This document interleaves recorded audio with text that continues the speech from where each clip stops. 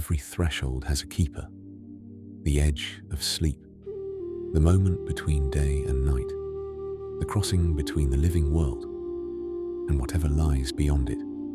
In every culture that has ever existed, these boundaries have been tended by gods and goddesses, by spirits and creatures, by figures whose names have been spoken in prayer and in fear for thousands of years. We have made journeys to thresholds together so far. We met the Nightbringers, the ones who carry the darkness in. We met the keepers of the moon, who tend the one light that is allowed inside that darkness. And on our last journey, we met the dream keepers, the gods and spirits who wait at the border of sleep, who send the dreams, who guard the dreamer. Tonight, we go one step further, and I want to be precise about what that step is. Dreams come to everyone. That is their nature. Every night, without asking, without ceremony, the door at the edge of sleep opens for every sleeper on earth. The king and the fisherman, the old woman and the child. Dreams are the most democratic gift the gods ever gave. You do not have to be chosen. You only have to close your eyes. Visions are different. A vision does not come to everyone. It comes to someone, one person at one moment singled out of all the world. It does not wait politely for sleep. It arrives in the full light of day, in the middle of an ordinary life, and it tears that life open. Where the dream keepers tend the threshold, softly, nightly, faithfully. The ones we meet tonight rupture it. They are the gods who decide that the veil between the worlds has been closed long enough, and they do not knock. The old traditions agree, with remarkable consistency, on how they arrive. There are 3 doorways. Madness, the divine mania the Greeks spoke of, the mind unseated so that something else can sit down. Sickness, the fever, the wasting illness, the disease no medicine touches, because it is not a disease at all. It is a summons. And ecstasy, the trance, the possession, the self set aside like a garment, so that a larger voice can use the mouth it finds. And the traditions agree on one thing more. One law, older than any of the names we will speak tonight. Vision has a price. Nothing is shown for free. An eye, a year of your life, your health, your certainty, your credibility, the terrible price of seeing truly and never being believed. Everyone in tonight's stories pays something. Some of them pay everything. The gods who send visions are not cruel. Most of them are, in their way, generous. But what they give cannot be carried by an ordinary life. And so the ordinary life is what it costs. Tonight we will travel from the rivers of Sumer to the temples of Egypt, from the diviners of West Africa to the seers who heard the universe singing, from the shamans called by sickness to the queens who paid in blood, from the world tree of the north to the smoking chasm at Delphi, where a god kept a temple and a woman did the burning. You do not need to remember any of it. You are not being asked to see anything tonight. The visions belong to them, the chosen, the called, the ones who paid. Your only task is the oldest and gentlest one, to lie in the dark and listen, the way people have always listened to these stories, while sleep comes up around you like slow water. So settle in, let your breathing slow. The gods have always been speaking. Tonight, you'll meet the ones who made the world listen. We begin where the written word begins, in the flat green land between 2 rivers, in the south of what is now Iraq, where the Tigris and the Euphrates slow down and braid themselves into marshes before they find the sea. 5,000 years ago, the people who lived there built the first cities anyone remembers, and pressed the first writing anyone has found into tablets of wet clay. They called themselves the people of Sumer, and at the edge of that land, where the river country dissolves into reed beds and standing water, stood the city they believed was older than all the others. The first city, Eridu. Eridu belonged to Enki. To understand Enki, you have to understand where he lived. Not in the sky. The sky belonged to others. Not in the storm. Not in the sun. Enki lived underneath. Beneath the ground, the Sumerians walked on. They believed there lay a vast ocean of fresh water. Sweet water, they called it, to set it apart from the salt of the sea. This hidden ocean was the Abzu. It was the secret reservoir of the world, the deep that fed every spring, every well, every marsh pool, and in the middle of it, in a house of shining lapis, lived the god of wisdom. Sit with that image for a moment, because the Sumerians chose it carefully. They could have housed wisdom in the sun, where everything is visible. They housed it in dark water, under the earth, because that is how wisdom behaves. It does not blaze down on everyone equally, like sunlight. It seeps. It gathers in the low places. It rises slowly, from underneath, into wells and springs, into the small, quiet openings of the world, where the ground cracks. Water finds the crack. That was Enki. Every spring was a place where the deep leaked through. Every marsh was a place where the hidden ocean pressed up close to the surface of things. And so, the Sumerians said, did knowledge. Enki was the god of wisdom, of sweet water, of craft and magic and skill, the god of everything that moves through channels and finds ways. He held the me, a word we can barely translate, the divine patterns, the blueprints of civilization, kingship and weaving, music and law, the crafts of the smith and the scribe. All of them were kept in his house under the water, and all of them, one way or another, leaked out into the world of human beings, usually because Enki let them, for that was his character, and everyone in heaven knew it.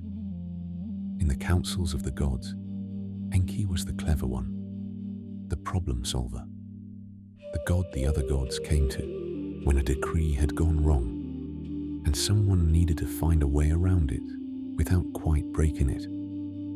He had helped shape humankind from the clay of his own riverbeds, and he never lost his fondness for the creatures he had helped to make.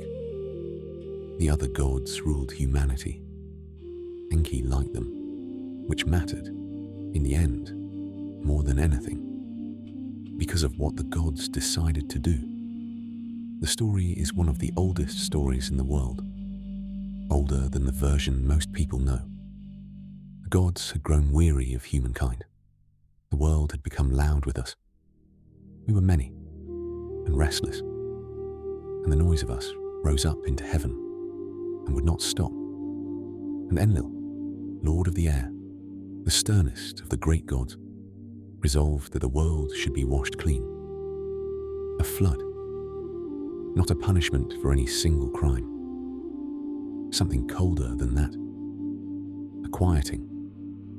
The great gods assembled, and the decision was made. And then they did something that tells you they understood exactly what Enki was. They made every god swear an oath. No god would warn humankind.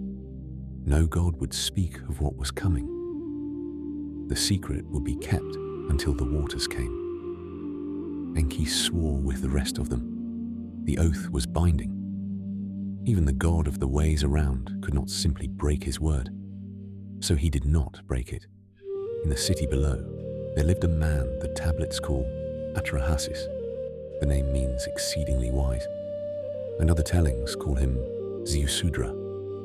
And later, in the epic of Gilgamesh, Utnapishtim, a servant of Enki, a man who kept the god's shrine and listened for the god's voice. He slept that night in a house of woven reeds, as the marsh people had always built them, walls of cut reed, bundled and bound, with the water murmuring close by in the dark. And Enki came to the house and spoke, not to the man, to the wall. "Reed wall, said the god of wisdom, standing in the darkness outside. Wall, reed wall, listen, wall, remember." And then, to the woven reeds and to no one else, the god described what was coming. "Tear down your house," he told the wall, "build a boat, give up your possessions and save your life.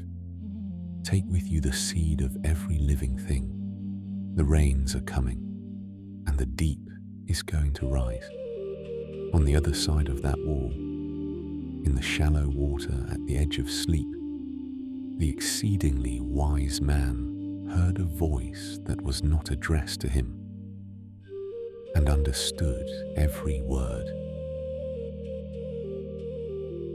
I want to pause here, because this is the moment the whole of tonight's journey rests on. This is the oldest surviving account we have of a god sending a warning to a human being, the first vision in the written record of our species.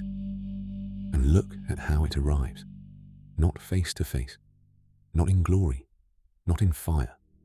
It comes sideways, through a wall, at the edge of sleep, addressed to no one, so that it may be heard by someone. The first vision in human history is a message designed to slip through a crack. And of course it is, because it comes from the God who lives in the water under the world, the God whose whole nature is to find the small openings and seep through. The man believed the wall. That was his part, and it should not be passed over quickly, because it was not the easy part. He tore down his house. The tablets are specific about this. The boat was built from the timbers and reeds of his own dismantled life. He built a vessel far from any sea, while his neighbors watched and asked their questions and drew their conclusions about his state of mind. To receive a vision, it turns out, has always required the same two things: a God willing to speak and a human willing to look like a fool. The rains came. The deep rose, as the deep had been told to. The boat lifted from the drowned land and rode the darkness. And inside it the seed of every living thing waited, breathing quietly, while the world was made quiet around them.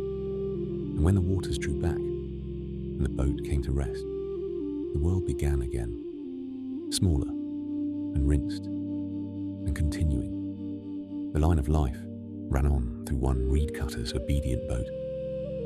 It runs, the old poets would tell you, through every one of us listening tonight. In heaven, Enlil looked down, saw the boat, and knew at once whose fingerprints were on this. Only one God found ways around things. He summoned Enki before the assembly and demanded to know how he dared to break the oath. And Enki gave the answer he had been preparing, we may suspect, since before he ever walked the reed house in the dark. "I did not break the oath," he said. "I did not reveal the secret of the great gods to any human being. I let the exceedingly wise one see a dream, and he perceived the secret for himself. It is the first theology of vision, spoken by the first vision sender in his own defense. And notice what it claims, that a vision is not quite a message. A message is given. A vision is perceived. The God only lets something be seen. The human must do the seeing, must wake at the right moment, must listen through the wall, must believe the unbelievable thing enough to act on it. Revelation, from the very beginning, was a collaboration. The God provides the crack in the world. The human provides the attention. Enlil heard the defense. And, This is perhaps the gentlest turn in a story about the end of a world. He accepted it. The oath was intact. The world was allowed to continue. And the man who had listened through the wall was taken to live at the far edge of things, where the rivers meet the sea.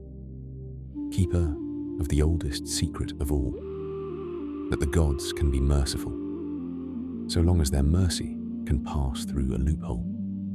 One last thing before we leave the marshes. The wall that Enki spoke to was made of reeds, and it was reeds, the same river reeds, cut and sharpened into styluses, that would one day press this story into wet clay, so that the warning whispered to a wall could still be heard 5,000 years later, on a night like this one, by you. The Sumerians would not have called that a coincidence. Wisdom seeps.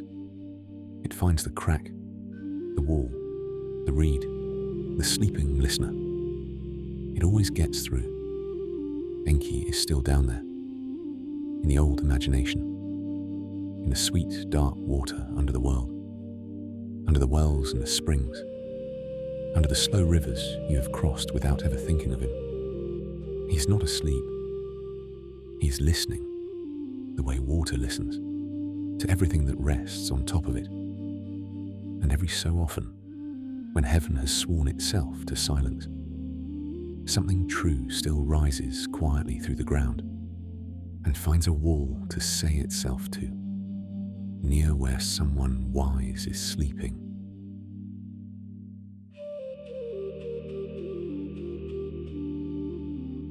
Follow the water west, leave the marshes of Sumer, cross the old caravan lands, and come down at last into another river country. A long green ribbon of a kingdom laid through the desert, living and dying by the rise of a single river, Egypt. Here too they pressed words into permanence, not into clay, but onto the pale flesh of the papyrus reed. And here too, the reeds had a god. You have met him before, on the night we spent with the keepers of the moon. He was the clever one then, the ibis-headed god who sat down to a board game and won 5 days out of the moonlight, so that a cursed goddess could give birth to the future. That was Thoth at his mischief. Tonight, you will see his true office, because Thoth was, before anything else, the scribe.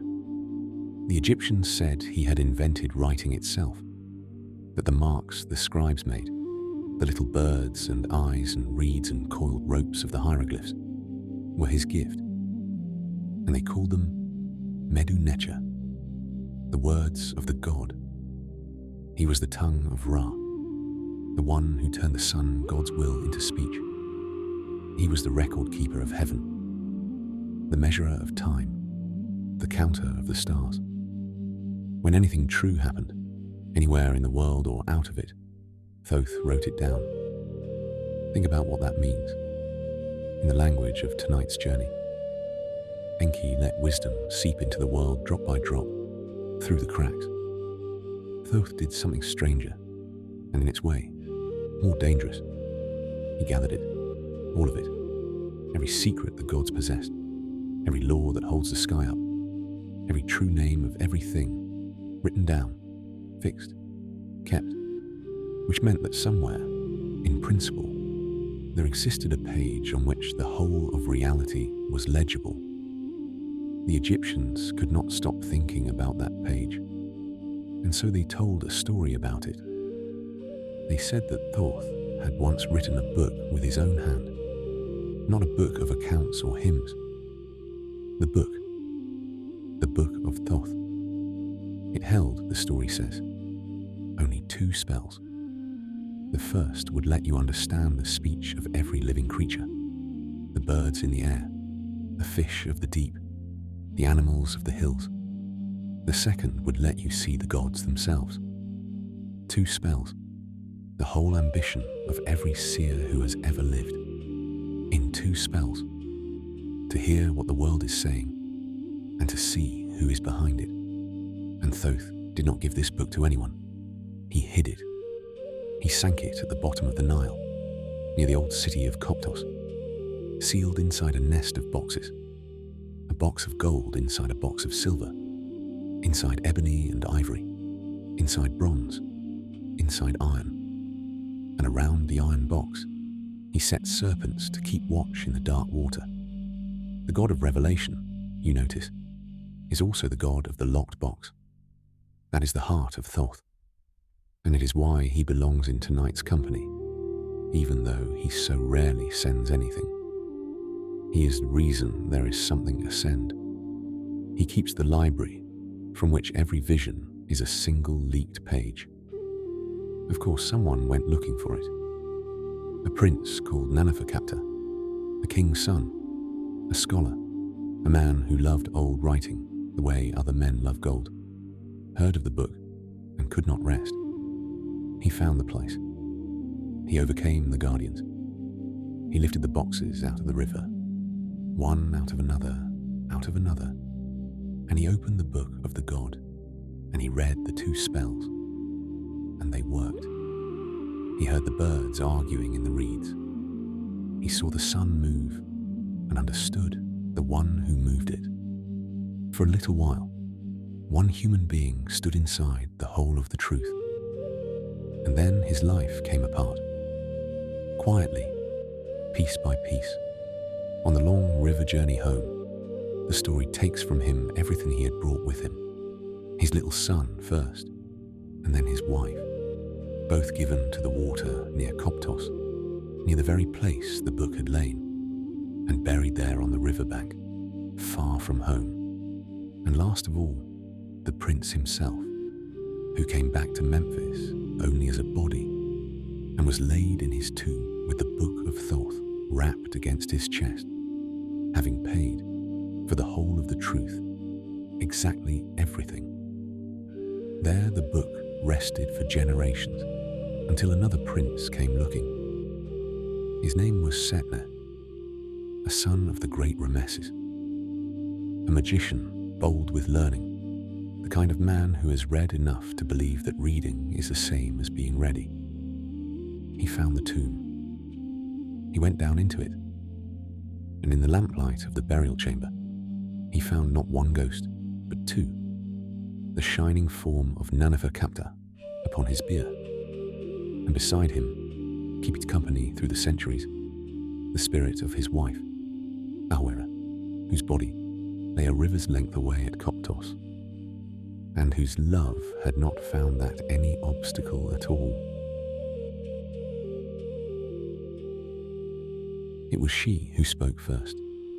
She told Setne the whole story you have just heard. The boxes, the serpents, the river, the child. Told it patiently, the way you would warn a younger version of yourself. This book is not refused to you because the gods are jealous. It is refused to you because you cannot carry it. And Setne heard the story of a drowned family from the mouth of its mother, standing in their tomb, and wanted the book anyway. The bold always do at first. So the dead prince proposed a wager, and you will smile. You know by now whose favorite instrument the game board is. In the stories of this god, the wager was a board game. They played in the tomb, the living magician and the dead one, and Setne lost, and lost again. And with every loss, he sank a little further into the floor of the tomb, into the ground itself, as if the earth were quietly collecting him, until, saved at the last by charms and by his brother's help, he snatched the book and fled up into the daylight with it. And the ghost's voice followed him up the shaft, not angry, only certain. You will bring it back. He did not believe it. Then the world began to bend. His nights filled with terrors, and his days grew worse than his nights. And there came at last a waking dream, sweet at the outset as such dreams are, that stripped him of dignity, of judgment, of everything, until he came back to himself in the open road with nothing and understood. Even the king, his father, hearing it all, gave the only wisdom the story has to give. Take the book back to its keeper. So Setna returned to the tomb, barefoot, the tale says, with a forked staff in his hand and a bowl of burning incense balanced on his head, as a man walks who is doing penance and wants heaven to see it. And the ghost of Naneferkapta laughed, not unkindly, and Awer laughed beside him, and the book was laid back on the dead man's chest where it belonged. But the tomb asked one thing more of Setna before it let him go, and it is the reason I have told you this story at such length, because after all the serpents and the wages, the price of peace turned out not to be a payment at all. It was an errand. My wife and my little son lie at Koptos, said the ghost, where the river left them, the whole country away from me. Go and find them, bring them here. And Setna went. He searched the old burying grounds of Koptos for 3 days and 3 nights among the nameless graves. And when he could not find them, a very old man, so old he claimed his father's father had spoken of the burial, hobbled out and pointed to the place. And some say that old man was Naneferkapta himself, come in disguise to lead the search, because not even a ghost can sit still while someone looks for his child. And Setni raised them and carried them home to Memphis with the honors of a king's family, and laid them in the tomb beside him. And then the tomb was sealed and hidden so well that no one has ever found it. That is the true ending of the story of the stolen book. Not a punishment, but a reunion. Somewhere under the sand, in the dark, a family that the truth once scattered lies gathered again. The mother, the little boy, and the man with the book of Thoth resting on his chest. No longer alone, and no longer reading. The book that held the speech of the birds and the sight of the gods lies quiet between them, like a stone. It turned out there was one thing it never contained, and it was the only thing any of them had ever really wanted. Here is what I want you to keep from Egypt as we go on into the night. Every tradition we meet on this journey believes the truth is available. That is what makes them traditions of vision at all. But Egypt adds the codicil and writes it in a dead man's voice. Available is not the same as survivable. The book of Thoth is not hidden out of spite. It is hidden the way deep water hides its cold, because you are not built for all of it at once. A vision, then, is an act of mercy as much as revelation. It is the God choosing a single page, and the right page, and the moment you can bear to read it. Enki whispered one warning through one wall to one sleeping man, and heaven itself ruled that this was lawful. The whole truth in a golden box drowned a family. Between those two stories lies everything the ancients understood about how much light a person can hold.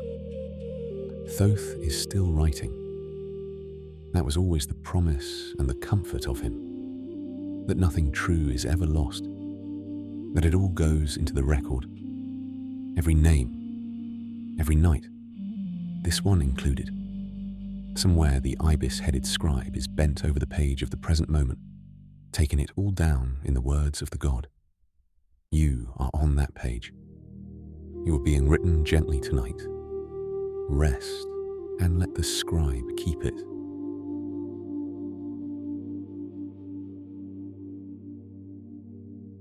Now leave the books behind. Travel west and south from the Nile, across the wide middle of Africa, to the forest country near the Gulf of Guinea, to the land of the Yoruba, in what is now Nigeria and Benin, and to the holy city of Ile-Ife, which the Yoruba say is where creation itself was accomplished. Here lives one of the great divination traditions of the world, as intricate as anything Delphi ever knew, and older than most things that call themselves old. And here, knowledge is not kept at the bottom of a river. It is kept in people. The Yoruba speak of the Orisha, the great powers, hundreds of them, each a force of the world, with a face and a temperament. And among the Orisha, there is one called Orunmila. And what belongs to Orunmila is wisdom, not cleverness, not craft. Those have other owners. What belongs to Orunmila is the knowledge of destiny. To understand why, you have to hear what the Yoruba say about how a person comes to be. Before you were born, so the tradition tells it, you knelt in the world beyond and chose your destiny, your Ori, your inner head, the shape and portion of your life. You chose it freely, and then you were born, and birth is a forgetting. You crossed into this world, and the memory of your own choosing was washed from you, the way a dream washes away in the morning. But someone was in the room. Orunmila was there. That is his title and his office. Eleri Ipin, the witness of destiny, the one who was present at the choosing of every fate. He does not gaze into the future the way the Greek seers strain to. He does not need to. He was there. He heard what you chose before you forgot it. When Orunmila reveals your path, he is not predicting. He is remembering on your behalf. I find that one of the most tender ideas in the whole geography of prophecy. In this tradition, divination is not a raid on the unknown. It is being reminded of something that was always yours, and the way the reminding happens is a marvel of the human mind. Orunmila speaks through the oracle called Ifa. An Ifa is served by diviners called Babalawo. The word means father of secrets. Men who train for years, sometimes for decades, before they are trusted with it. The consultation is a quiet thing. A person comes with a question. Often they do not even speak it aloud. They whisper it privately, so that not even the diviner knows what is being asked. Only Orunmila needs to hear. Then the Babalawo casts. 16 sacred palm nuts passed from hand to hand, or a hinged chain of 8 seed shells thrown down on a mat. And the way they fall, open or closed, traces a pattern. There are 256 patterns. Each one is called an Odu, and each Odu is a door. And behind each door stands a body of verses, stories, precedents, poems, the accumulated cases of centuries. Here is what was once asked, and here is what was answered, and here is what happened then. The Babalawo carries those verses in memory, thousands upon thousands of them, learned by heart across a lifetime. One of the largest bodies of memorized wisdom our species has ever maintained. The diviner recites the verses of the pattern that fell, and the questioner listens. And somewhere in the recitation, they hear their own situation speaking back to them. The oracle does not bark orders. It offers the old cases, and the listener recognizes themselves, the way you recognize yourself in a story told about someone else. The verses even have their own music, their own way of beginning, and once you have heard the shape of it, you will never forget it. Again and again, they open with a formula, ancient and steady as a court record. This was the teaching of Ifa for so-and-so, on the day that, the teaching of Ifa for the tortoise, on the day he set out on a long journey and would not stop to make the offering, for the pigeon, on the day she wept because her house was empty of children, for the king of the morning, on the day he feared the evening, a name, a day, a trouble. Someone was here before you, the formula says, standing exactly where you stand. Here is what was counseled. Here is what they did, or failed to do. Here is how it went. It is precedent. It is parable. It is a mirror held up from a very great distance, and people have been recognizing their own faces in it for many hundreds of years. Notice how gentle this is, and how different from everything else we will meet tonight. No trance, no fever, no god seizing a body. The lamp of Ifar burns low and steady. Vision, here, is a kind of reading, patient, learned, conversational, and it is open to anyone with a question. You do not have to be chosen to consult Orunmila.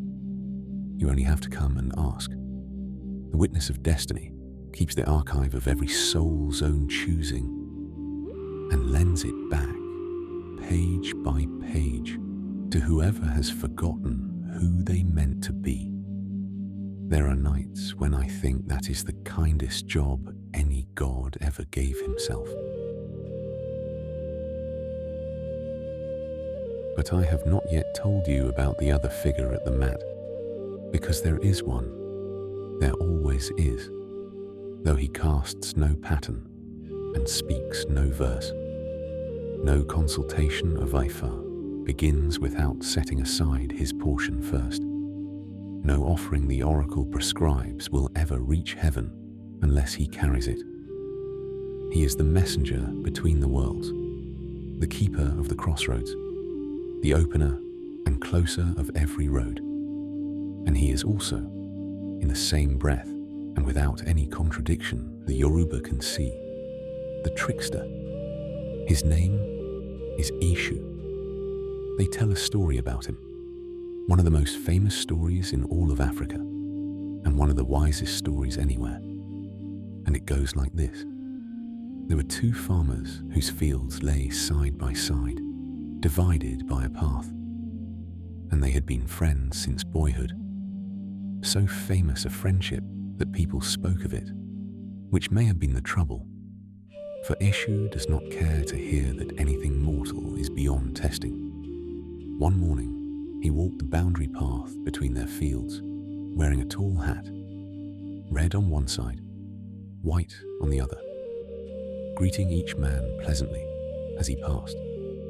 And that evening, at rest, one friend said to the other, "A fine stranger on the path today, in the white hat." "Red," said his friend. The hat was red. And because each man had seen with his own eyes, and because a man trusts his own eyes above his own friend, the disagreement became a quarrel, and the quarrel became a shouting. And the two oldest friends in the country were near to blows in the road, when Eshu strolled back along the boundary, turning the hat slowly in his hand. Red side, white side, red side, laughing. "You were both right," he said. "You were both wrong. Each of you saw one side of me and called it the whole. Now, why does the tradition seat this god beside Orunmila? Why must the trickster carry the wise one's messages? Sit with it a moment, and you will see that it could not be otherwise.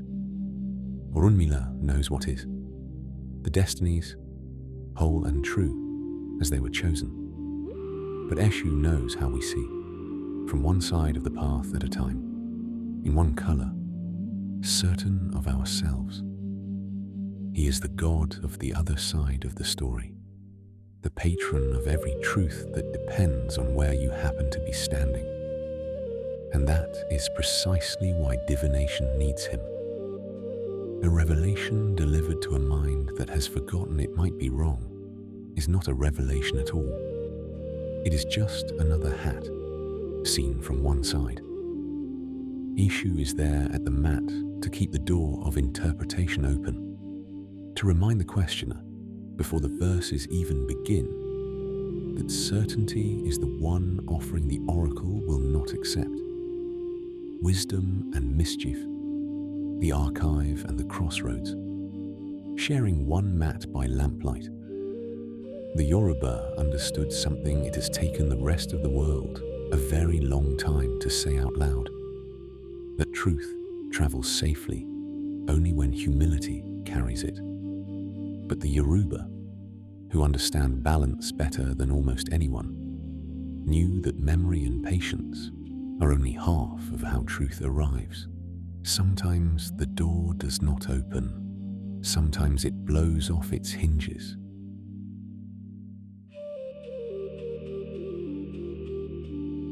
Stay in the same forest country. Stay with the Orisha, but step out of the diviner's quiet room into the open air, because the air is moving. Her name is Oya. She is the Orisha of the wind, of every wind, from the breeze that turns the market women's cloth to the great dark rolling storms that come up the Niger Valley at the turning of the seasons. The river itself belongs to her. The Niger is called, in Yoruba, Odo Oya, Oya's river, 9 tributaries gathering into one brown gold flood. And she is called for that reason Iyansan, the mother of 9. She is lightning's companion, where her husband Shango's thunder falls. It is Oya's wind that arrives first, running ahead of him through the treetops like an announcement. She is the Orisha of change, of the turning of things, of everything in a life that arrives suddenly and rearranges the furniture of the world. And this is why she is ours tonight. She is an Orisha of revelation. The Yoruba know her as a bringer of prophetic truth, a power of sudden clear sight. But her way of revealing is nothing like Orunmila's. Orunmila reveals the way a scholar does. He consults the record. Oya reveals the way a storm does. Think of what a great wind actually does to a landscape, and you will understand her method exactly. It takes the roofs off. It strips the dead branches out of the trees. Only the dead ones. The living wood bends and holds. It drives the dust and the haze out of the air, so that on the morning after a storm, the world stands out sharp-edged and rinsed, and you can see further than you have seen in months. The wind does not add anything to the world. It removes the coverings, the clutter, the dead wood, the haze, until what was always there can finally be seen. That is Oya's prophecy. She does not hand you new knowledge. She tears away whatever you had built between yourself and the truth, and the stories they tell of her. Let me give you 3, because Oya is one of those figures you cannot describe. You can only watch. The first is the story of what she is underneath. They say that in the beginning, Oya was not a woman at all, but a buffalo, the great horned wanderer of the grasslands, the animal even lions think twice about. And they say that a hunter, out alone at the edge of the bush, once saw a buffalo step apart from the herd, look carefully about herself, and shed her hide, the whole great dark weight of it, folding it away in a hollow tree. And out of the hide stepped a woman, whose beauty was the kind that stops arguments in the road. She walked to the market. The hunter, no fool, did not follow her. He went to the hollow tree and took the hide and hid it. And when she returned at dusk and searched and could not find her skin, he stepped out and offered her, in place of it, marriage. And she accepted, on the condition that mattered more than any dowry, that he never speak of what he had seen, not to his family, not to his other wives, not to anyone, ever. Her true form was to be hers alone. For years the bargain held. There were children. There was, by all accounts, love. And then the secret did what secrets do in the keeping of the careless. One night the husband let it slip, and it travelled as such things travel, to the co-wives. And the co-wives, jealous of her beauty and her children, began to taunt her at the well and by the cooking fires. Little sly words, animal words. "We know what you are." She said nothing. She went to where the hide had been hidden away all those years and took it up and put it on. And where a queenly woman had stood, the buffalo stood, vast and dark, pawing the swept earth of the compound. What happened then to those who had betrayed her? The tellings do not agree on, and this quiet hour does not need it. But this they all agree on. Her anger passed over her children entirely. To them she left her horns. "Take them," she said, "and if ever you are in danger or in need, strike them together. And wherever I am, I will come." And she went back into the wind. To this day, in her shrines, Oya is honored with a pair of buffalo horns. And her children, which is to say her people, still call her by striking them. And she still comes. Do you hear what that story is? Underneath, on a night devoted to revelation, here is the goddess of revelation, with a hidden truth of her own, a woman whose real nature was a secret others carelessly exposed, who was taunted with her own depth by people too small to imagine them. The Orisha of the tearing away of coverings knows from the inside what it costs to be uncovered. Perhaps that is why her storms aim so unerringly at the roofs of the smug. She has been on the other side of the wind. The second story is short, and it is about the lightning. The lightning was Shango's, his glory, his medicine, the fire of heaven that he alone could call. And the tale goes that he sent Oya, as his trusted wife, to fetch that medicine for him from far away. And that on the long road home, she looked at the little gourd she was carrying and wondered and touched the smallest taste of it to her lips. When she reached home, and Shango next opened his mouth in wrath, fire leapt from it, and fire leapt also, to the astonishment of everyone, including the two of them, from hers. He raged, of course. And then, the tellers always smile here, he considered the matter and found that a wife who breathes fire is an argument for staying home.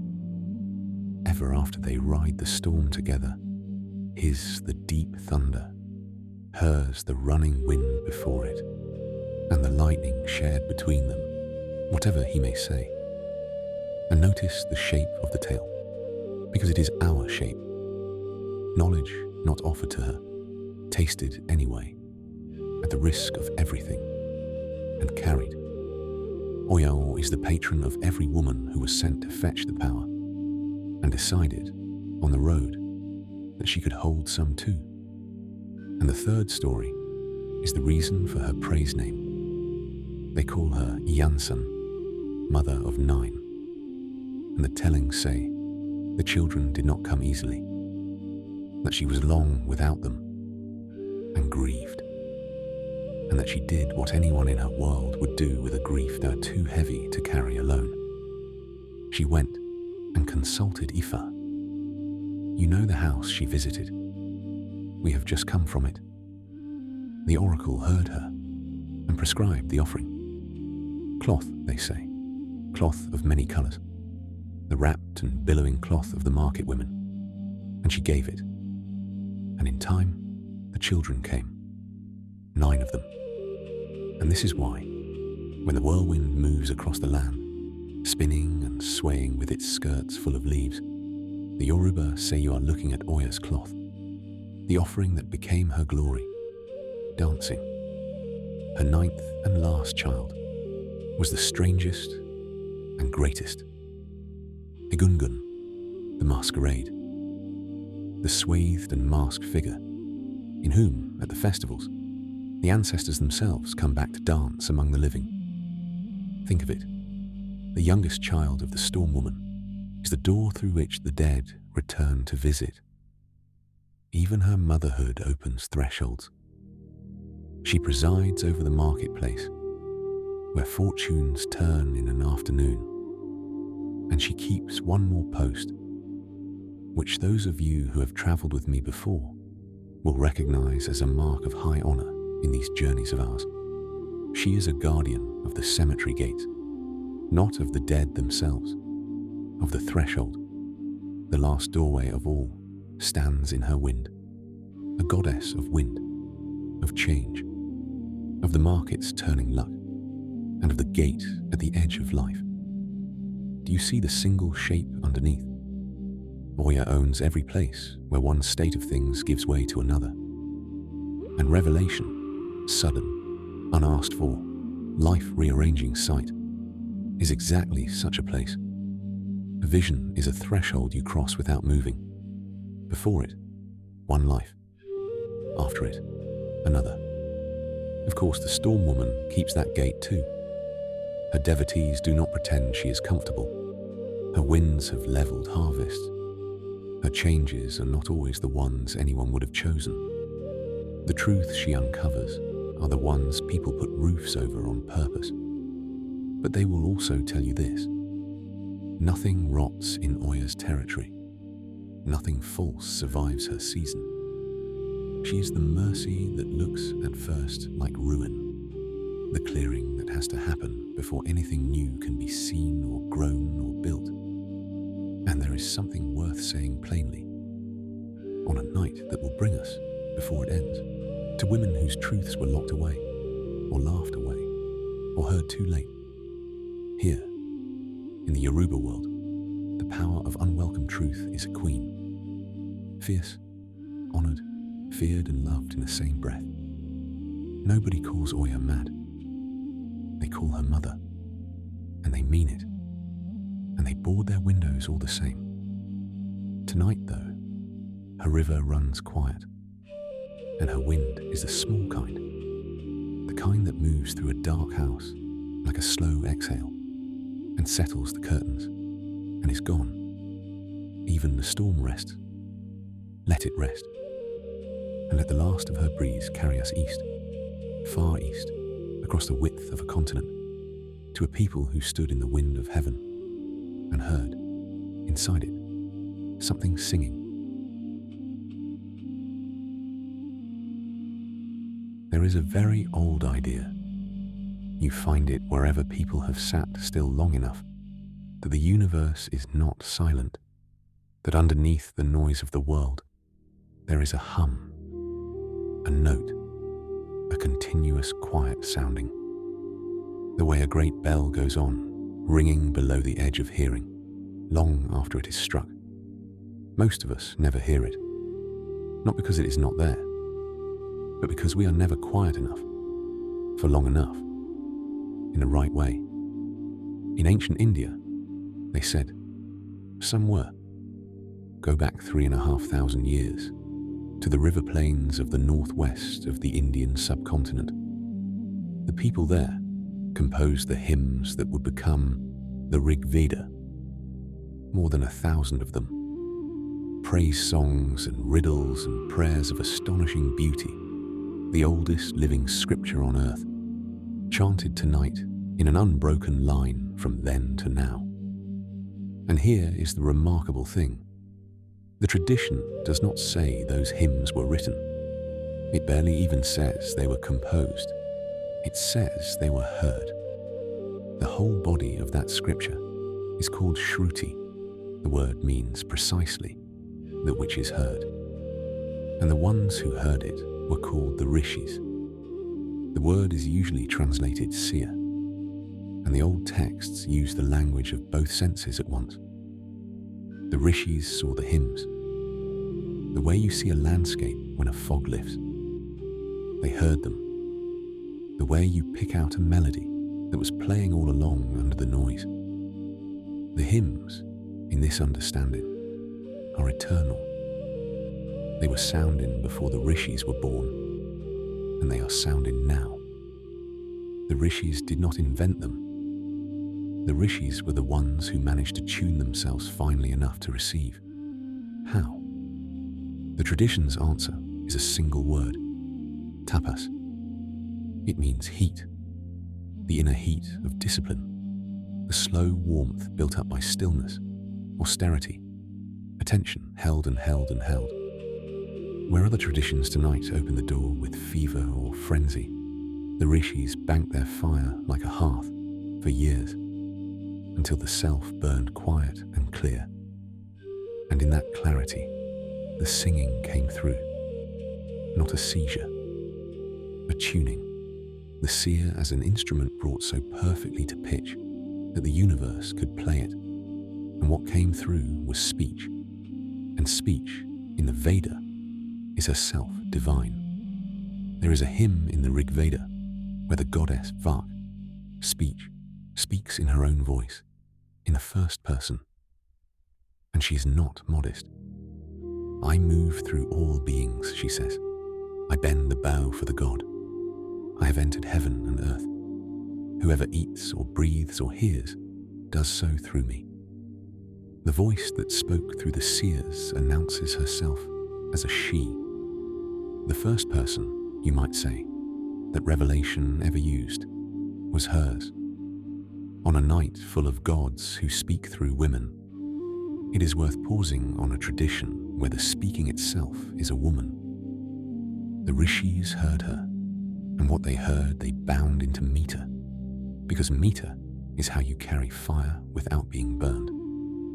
Rhythm made the hymns memorable. Memory made them immortal. Father taught son, teacher taught student, syllable by syllable, tone by tone, with an exactness that modern scholars still marvel at. A recording made of nothing but human attention that has now played continuously for 3,000 years. And the tradition honored its receivers with a gesture I love more than almost any other in world mythology. It put them in the sky. Look north on a clear night and find the 7 bright stars we call the Plough or the Big Dipper. In India, those 7 stars are the Saptarishi, the 7 sages, the great Rishis themselves, set wheeling slowly around the pole star, keeping their long watch. The listeners became part of the night they listened to. They are up there now, over your roof, turning through the small hours at their unhurried pace. You do not need to hear what they heard. It is enough, tonight, to know the old promise they stand for, that the universe is not silent, that under everything, patient as a held note, something true is being sung, and it can wait. It has been waiting for 3,000 years. It will still be there in the morning. But not every listener came to the threshold by stillness or by choice. There are those whom the singing comes looking for. And when it comes looking, it does not always knock gently.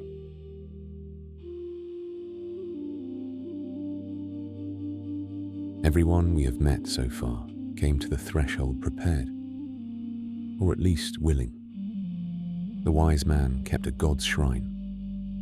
The princes went looking for the book. The Babalawo trained for decades. The Rishis banked their inner fire for years. Vision, so far, has been something a life could make room for. Now we must speak of the ones who never asked.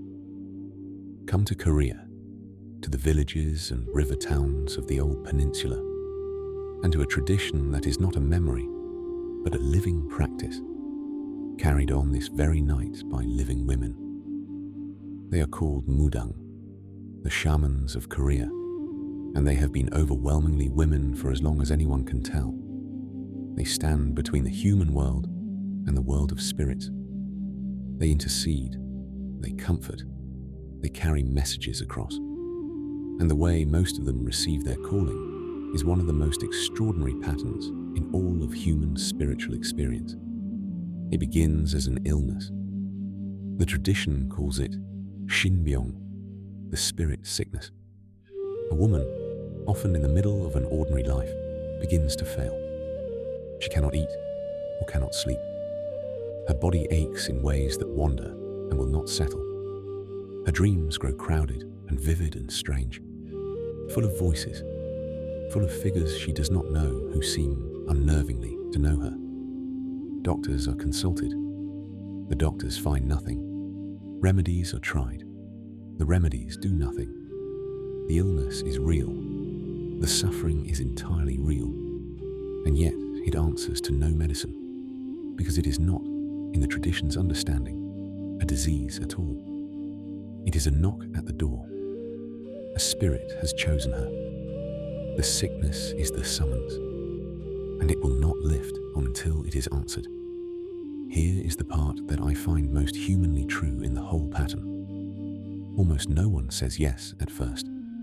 The calling is refused for months, sometimes for years, and the tradition is unsentimental about what refusal costs. The sickness deepens. The life narrows. Misfortune gathers around the household like weather. The door, once knocked upon, does not go quiet again. What answers it in the end is a ceremony, the Narim Gut, the initiation rite. An elder Mudang takes the sick woman as her spirit daughter and leads her through the long ritual. The drums, the chanting, the gods invited down by name, until the moment the presence that has been circling her for so long is finally, formally received, given its place, given its honor, given a working partnership instead of a siege. The sick woman rises from the rite as a shaman. And this is the wonder that the entire tradition rests on. The sickness lifts. The wandering pain resolves. The woman who could not be healed becomes herself a healer and spends the rest of her life performing for others the crossings that nearly broke her. The wound becomes the doorway, and the doorway becomes a profession. And the Mudang themselves tell a story about how it all began, about the first of their line, the ancestor of every shaman who has ever taken up the drum.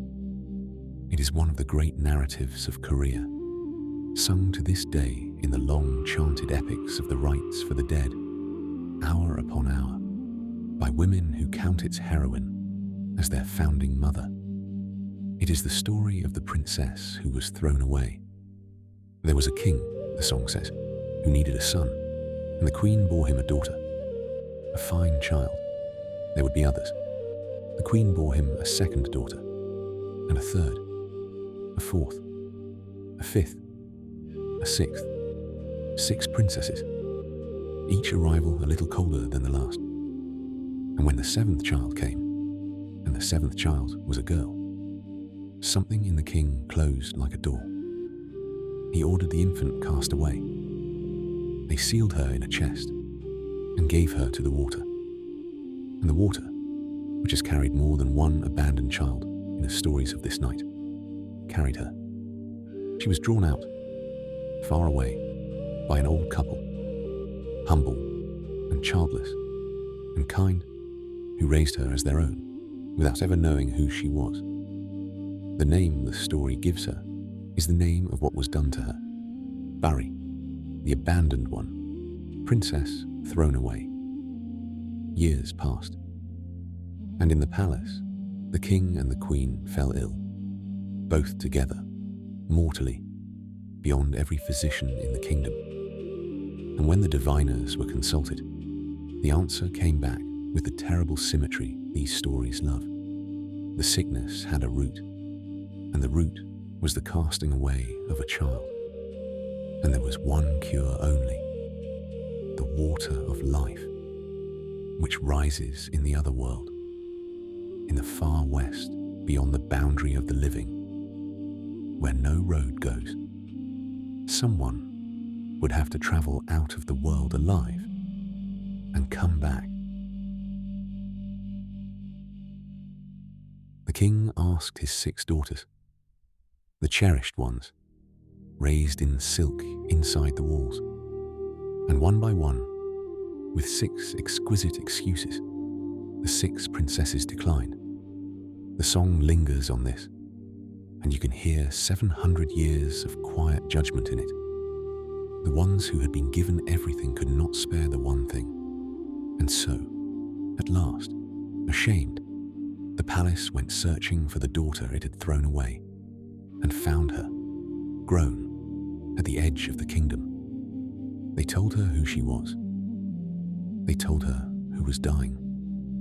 And Bari, who had been owed love and paid in water, who of the 7 owed her parents least and had every right the world can give to turn her back, said yes. Why? The song lets us say herself, in one plain line that has broken hearts for centuries. For the 10 months, she says, that my mother carried me, that debt, at least, was real. It was enough. So she went, out past the edge of the world. The song gives her iron shoes and an iron staff for the walking, and gates of thorn, and a river of sand that no boat crosses, until she came to the place where the water of life rises, and found it kept. A guardian held that spring, immovable, and its price was not gold. It was time. Serve me, he said. 9 years. 3 years drawing the water. 3 years feeding the fire. 3 years cutting the wood. The princess who had come to save 2 dying parents, and every step of her journey a race against their failing breath, bowed her head and picked up the water jar and began. 3 years. 3 years. 3 years. In many tellings, she gives more than her labor. She marries the guardian of the water and bears him 7 sons out there beyond the world, building a whole second life in the land she had only meant to pass through. The threshold, as we keep learning tonight, takes its toll in the currency of your one life.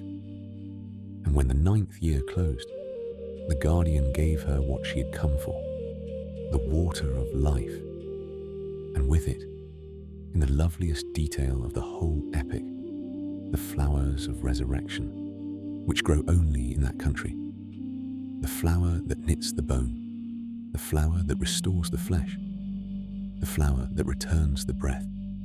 She came back, down the iron road, across the sand river, through the thorn gates, back into the world of the living, and met, coming toward her along the royal road, a funeral. 2 biers. She was too late. Her parents were dead and being carried to the tomb. She was too late, and she was not. She stopped the procession. She laid the flowers on the 2 biers, bone flower and flesh flower and breath flower, and poured the water of life, and the bone knitted, and the flesh warmed and the breath returned.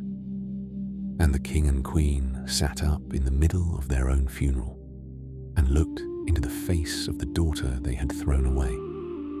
The king, weeping, offered her half the kingdom, and she refused it. And here the story stops being a folktale and becomes a founding charter. She had been to the other world and back, the only living soul who knew the road, and she chose, as her whole reward, to keep walking it, not the throne, the door. She became the first Mudang, the ancestor of all shamans, and, the tradition says, the compassionate guide who leads the souls of the dead safely along the dark road she once walked in iron shoes. To this day, when a Mudang performs the great rite for the dead, it is Bori's own epic she sings over the departed. The abandoned one leads everyone home. That is the founding myth of Korean shamanism. The profession of standing between the worlds was invented by the person her own world threw away, because the thrown away are the ones who learn the geography of the edges, and because she alone, of all 7 daughters, had a heart schooled deep enough to pay what the crossing costs. And Korea is not alone. This pattern, the calling that arrives as an illness no medicine can touch, resolved only by accepting the vocation, appears again and again in traditions that had no contact with one another, on opposite sides of the earth.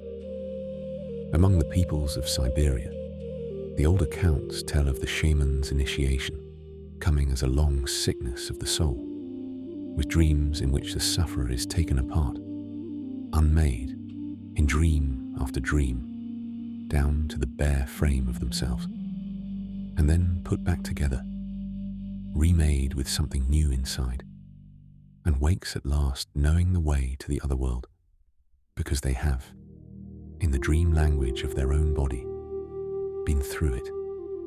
In southern Africa, the Zulu call it ukuthwasa, the calling sickness of the Sangoma, the healer diviners.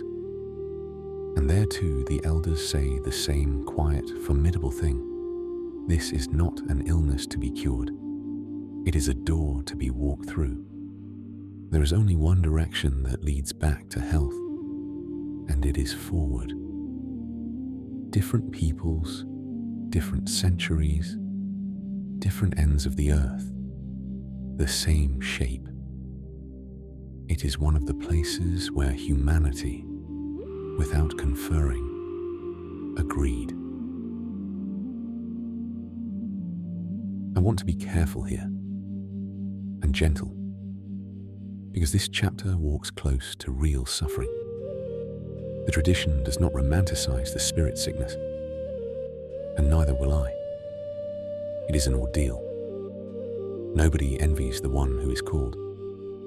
But listen to what this pattern believes underneath everything, because it is one of the most hopeful things any human tradition has ever believed.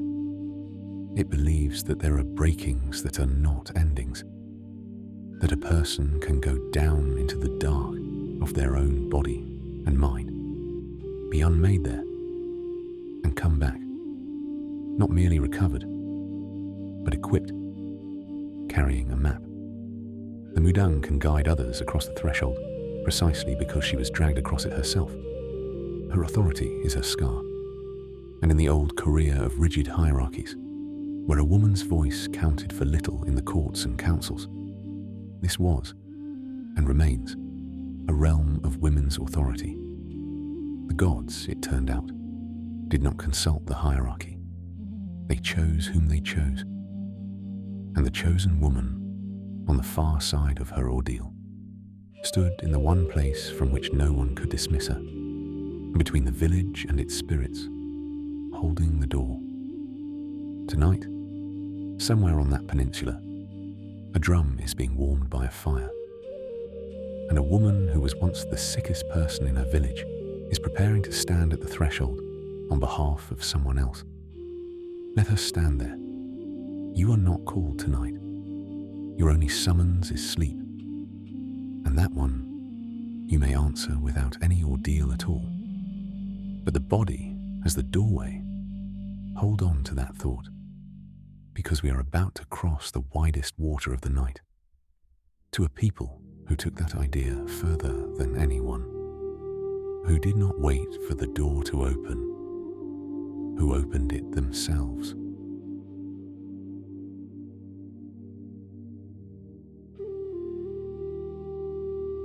Cross the Pacific or cross the Atlantic.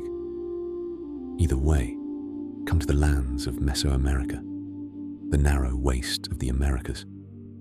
We have stood here once before, on the very first of these journeys, when we met a god who watched the whole world through a mirror of smoking obsidian and saw everything precisely because he could not be seen. The smoking mirror kept his own counsel then, and he keeps it tonight, because tonight we are not looking at the God who watches. We are looking at the humans who called her, and at what answered. We are going south and back in time, into the rainforest kingdoms of the classic Maya. Picture it, the 8th century of our era. Cities of white plaster and red paint rising out of green jungle. Tikal, Palang, Kopan, and on a bend of the Usumachinta River, the city of Yaxchilan. Pyramids aligned to the turning sky, courts and causeways, and everywhere, carved in the stone, a script of astonishing beauty that we have only in recent decades learned again to read. The Maya were among the great astronomers of the ancient world. They tracked Venus to the day across centuries. They built calendars, inside calendars. They were a civilization in love with time and with what lay behind it. And their rulers had a duty that went far beyond law and war. A Maya king and a Maya queen stood at the join between the worlds. The gods and the ancestors were not distant. They were close, just behind the skin of things, and it was royalty's task to keep the passage between the worlds open. The dynasty was, quite literally, the door. And doors, the Maya believed, do not open for nothing. The gods had given their own substance to make the world. What could humans possibly offer back that was worthy of an answer? Only the most precious thing a person has, their own blood, not anyone else's. This must be said clearly, for this rite was not about harming others. The offering that opened a door was the ruler's own, drawn from their own body. In pain they chose and carried themselves. Royal blood let fall onto strips of white paper in a stone bowl, and then the paper was burned. Smoke, that was the medium, as it was at Delphi, as it is wherever incense rises. The blood-spotted paper went into the brazier, and the smoke went up, thick and grey-white, coiling in the torchlight of a temple doorway at night.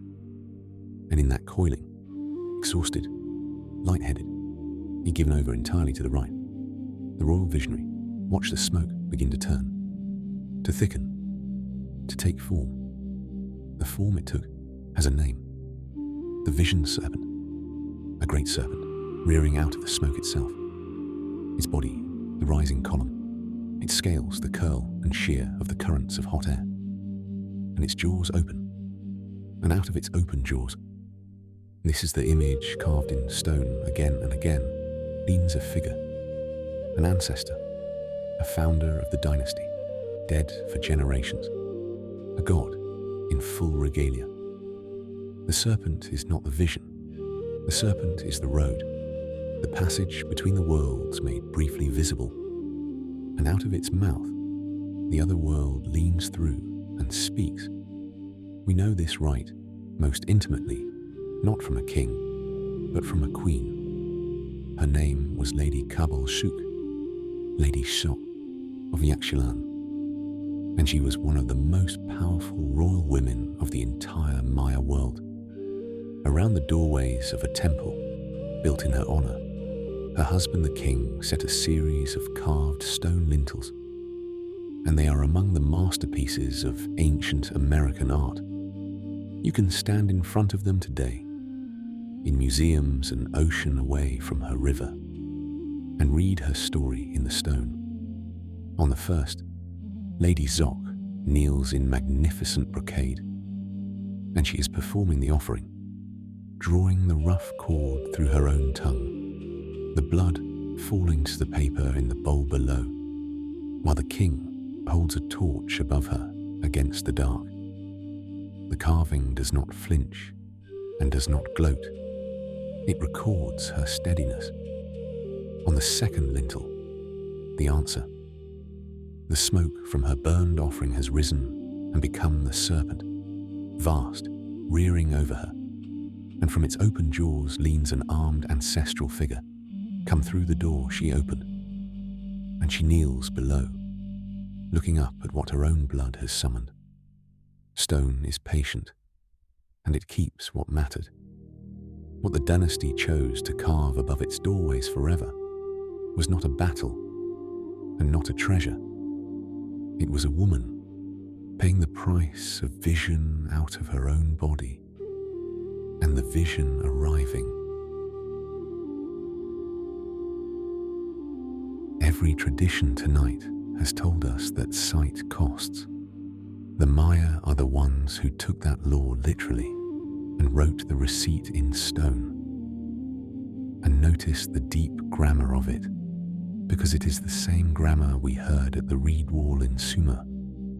The offering opens the way, but the answer comes through, from the other side, on its own feet, in its own form. The visionary does not go and take, like the princes with the golden box. The visionary pays and opens and waits. Vision, at its oldest and most solemn, is a door held open at great expense, in the hope, never the certainty, that something beloved and ancient will step through. And there is a coda to this chapter, something that happened not 1,000 years ago, but within living memory. And I tell it because it belongs in its way among the visions. When the old kingdoms fell and the harsh years of conquest came, the writing died. Of the thousands of painted folding books the Maya made, four survive. And within a few generations, there was no one left alive who could read the glyphs. Think of what that means. The stones of Yakshilan and Palanque and Copan stood in the forest absolutely covered in writing, names, dates, prayers, histories, the civilization's entire voice, present, visible and sealed, like a letter no one could open. For 400 years, scholars stood in front of Lady Sock's lintels and could not read her name. And then, in the middle of the last century, the seal began to break. A Russian scholar, working from books and photographs on the far side of the world, a man who never in those years stood before the stones himself, found the phonetic key to the script. And it was a woman, Tatyana Proskoryakov, an architect turned scholar, patiently comparing the dates carved on one city's monuments, who proved the thing no one had dared assume, that the stones were not abstract theology, they were history, real rulers, real accessions, real births and wars and rights, real people. It is because of her, more than anyone, that we know Lady Zoc as a woman who lived and can say her name again after 1,000 silent years. The ancestors leaning back through into the world of the living, speaking their names out of a long darkness. The Maya had an image for that, as we have seen. They carved it over their doorways. It looked like smoke, and it opened its jaws, and it spoke. The kingdoms of the river are quiet now. The forest came back over the white cities long ago, softly, a leaf at a time. But the lintels survived, and the smoke still knows the way. On feast nights in the highlands, the descendants of that world still burn copal incense in the doorways of old churches built on older platforms, and the grey-white columns still rise and coil against the torchlight. And if you watch them long enough, you will understand exactly why an entire civilization saw a road in them. Let the smoke settle. Let the river carry us on, far north now, out of the forests and across the cold sea, to a world of ice and ash trees. We have been meeting all night, the ones who paid for sight. It is time to meet the one who paid the most.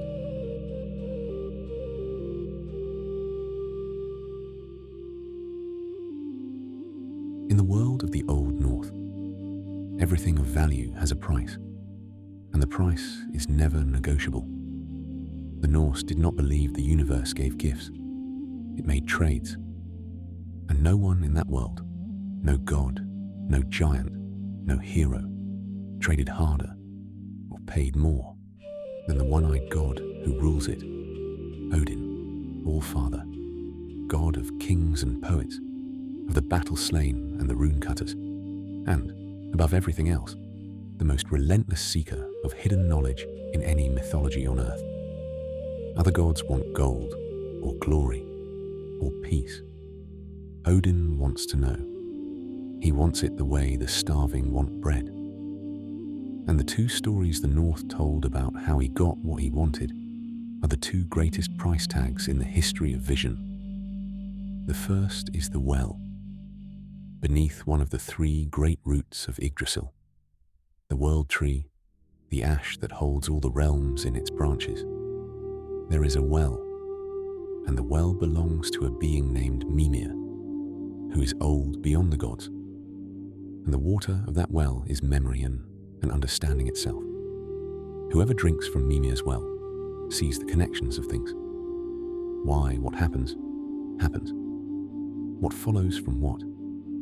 Odin came to the well and asked to drink, and Mimir, who understood the worth of what he kept, named the price. An eye, not a payment of gold, not a service, not a story. An eye of the All-Father, into the well, forever. Odin paid. That is the whole account. The old poems do not linger, because the North did not consider it surprising. He put his own eye into the water of the well, and he drank. And from that day, the god of wisdom sees the world through one eye only. But think about what the image is actually saying, because the Norse built their theology out of images like this. The eye is not destroyed. It lies at the bottom of the well of memory, down in the deep water, looking. Odin gave up half his sight of the surface of the world, and in exchange, something of him gazes forever into the depths of it. One eye for the daylight of things, one eye for the underneath. That is what wisdom is, the image says. And it says the other thing too. The thing this whole night keeps saying. You cannot have the second sight and keep yourself whole. Something of you stays at the bottom of the well. And hold on to the name of Mimir, because his story is not done. And its ending is one of the strangest and most tender things in the whole cold North. Long after the bargain at the well, there was a war in heaven. The two tribes of gods, the Aesir and the Vanir, fighting to a weary standstill. And the peace, when it came, was sealed in the old way, with hostages, the most valuable, each side could send. The Aesir sent Mimir, the wisest head in all the world, as the very best they had. And the exchange went wrong, through no fault of his. The tellings lay the blame elsewhere. And the Vanir, feeling themselves cheated in the trade, took out their grievance on the treasure they had been sent. They cut off Mimir's head and returned it to Odin. And Odin did not bury his friend. He took the head, the old accounts say, and treated it with herbs against decay, and spoke his charms and sang his songs over it, the songs he had won at such cost, until the head woke and spoke, and kept speaking. Ever after, the All-Father keeps the head of Mimir by him as his deepest counselor. It tells him secrets, the poems say, out of the other worlds. He carries it to the edges of things and bends low to listen. And in the last days, when the signs of the world's ending begin, the poems are specific about this. And there is something almost unbearable in it. The very first thing Odin will do is ride to the well beneath the root one final time and speak with Mimir's head and take counsel from his oldest friend about the end that no counsel can prevent. Sit with that image, the way we sat with the eye. The god of wisdom's closest advisor is the preserved head of a dead friend. Knowledge in the North is never free, never painless, and never entirely alive. Every deep truth has a little of the grave about it. But see also what else is in the image, underneath the strangeness. He could not keep the friend, so he kept the voice. There are people listening tonight who understand exactly what that means and how much a voice can be worth when it is all that remains. And they will not find this story strange at all. And still, it was not enough. It was never enough for him, because beyond understanding, there was a deeper layer yet. The runes, the secret marks, the letters that are more than letters, the signs in which the patterns of fate itself are written. The word rune means at its root a secret, a whisper. The runes were not lying about in the world to be found. They lay in the deep, at the roots of everything, and no one, not even the Allfather, could be given them. So he took the other road. The old poem called the Havamal lets Odin tell it himself, in one of the strangest and most haunting passages in northern literature. I know that I hung on the wind-swept tree 9 long nights, he says, wounded by the spear, given to Odin, myself to myself, on the tree, of which no one knows from what roots it rises. 9 nights on Yggdrasil, no bread, no horn of drink, wounded by his own spear, hung by his own will, the god making of himself both the offering and the altar, myself to myself, the sacrificer, and the sacrifice in one body, on one tree, over one abyss. 9 nights he hung and peered downward into the deep, into the place where the runes lay, further down than even the well. And on the 9th night, at the very end of what even a god could endure, I took up the runes, he says, crying out. I took them, and I fell back.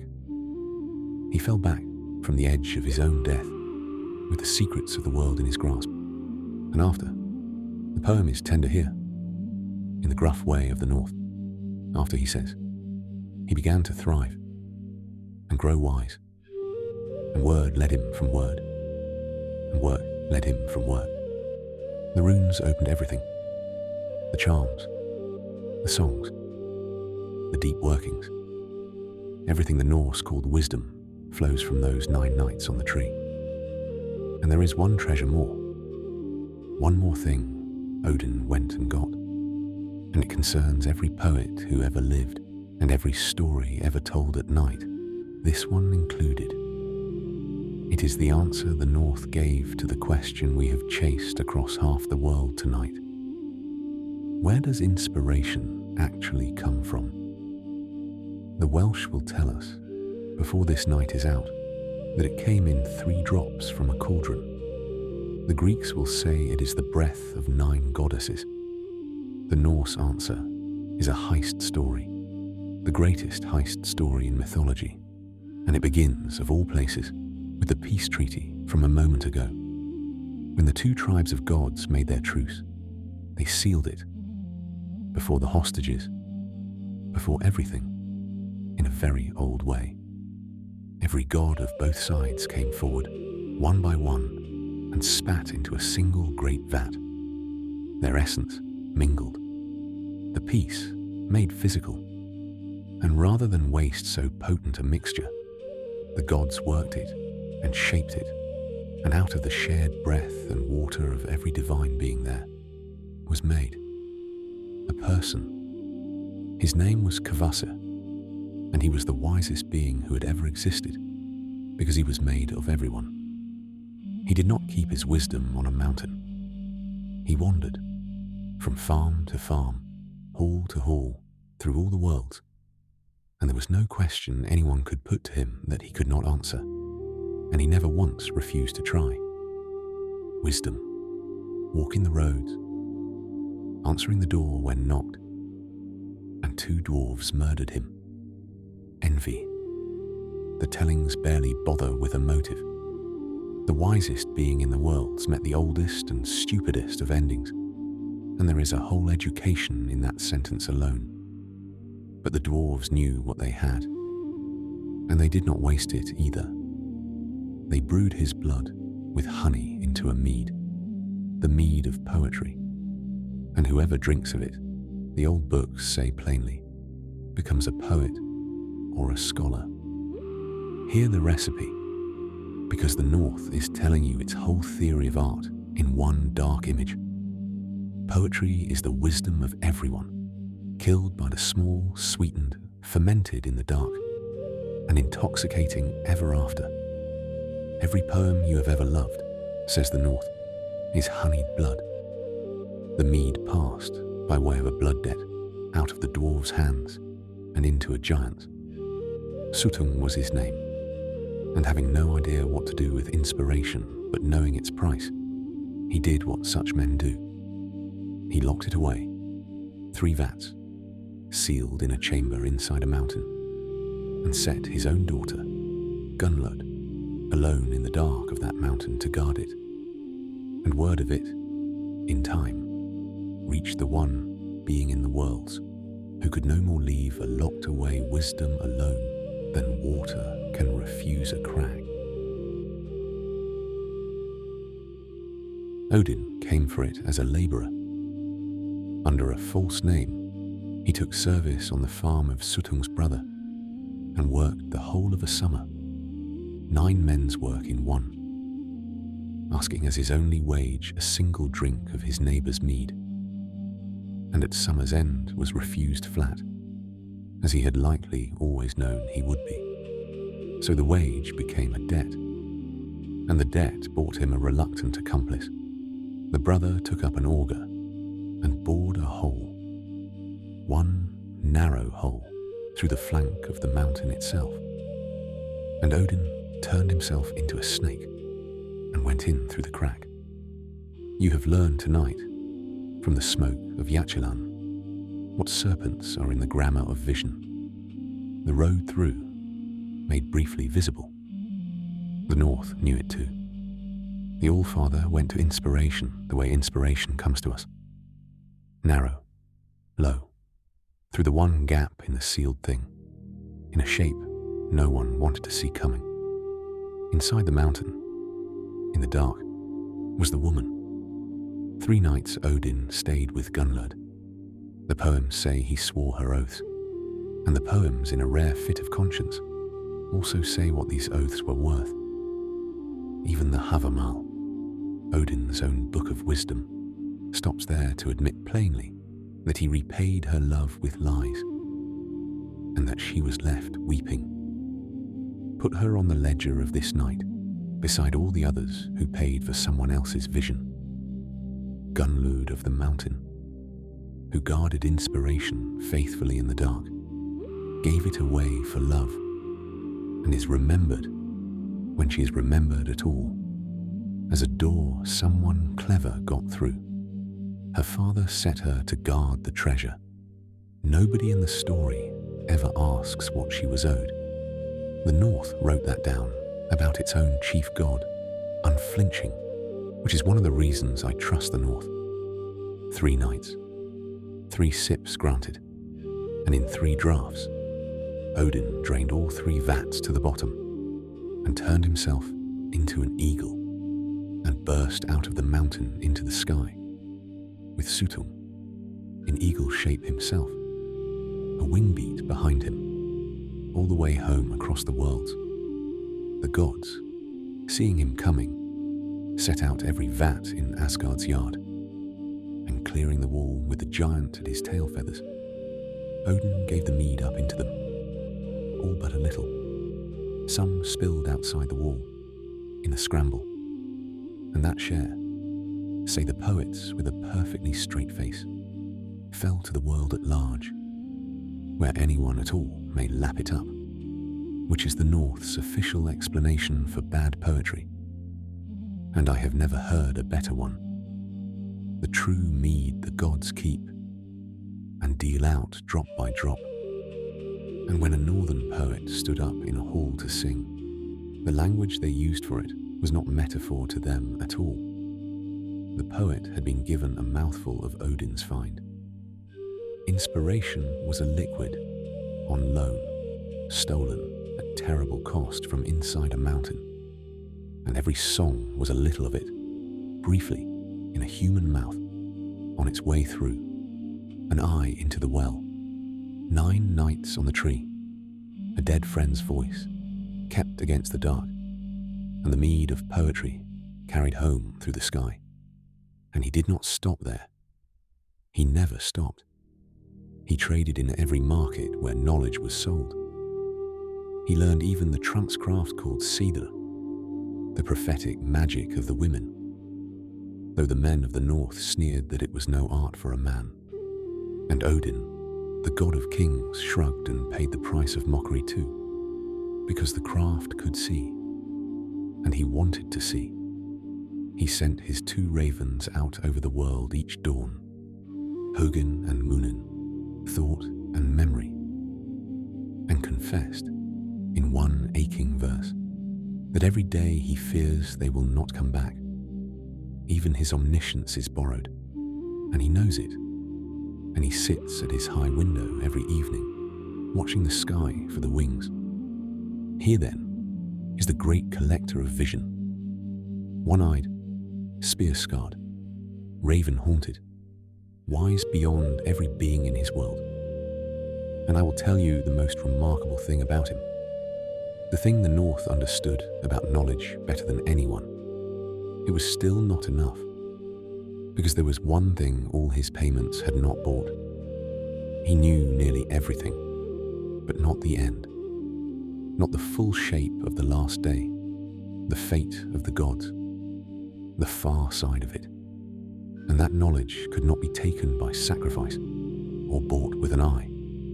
It lived in the memory of someone older than the gods themselves. And so the All-Father, the god to whom kings and armies knelt, saddled his horse and rode down the long dark roads out of the world to do the one thing left that his pride had never practiced, to ask a woman.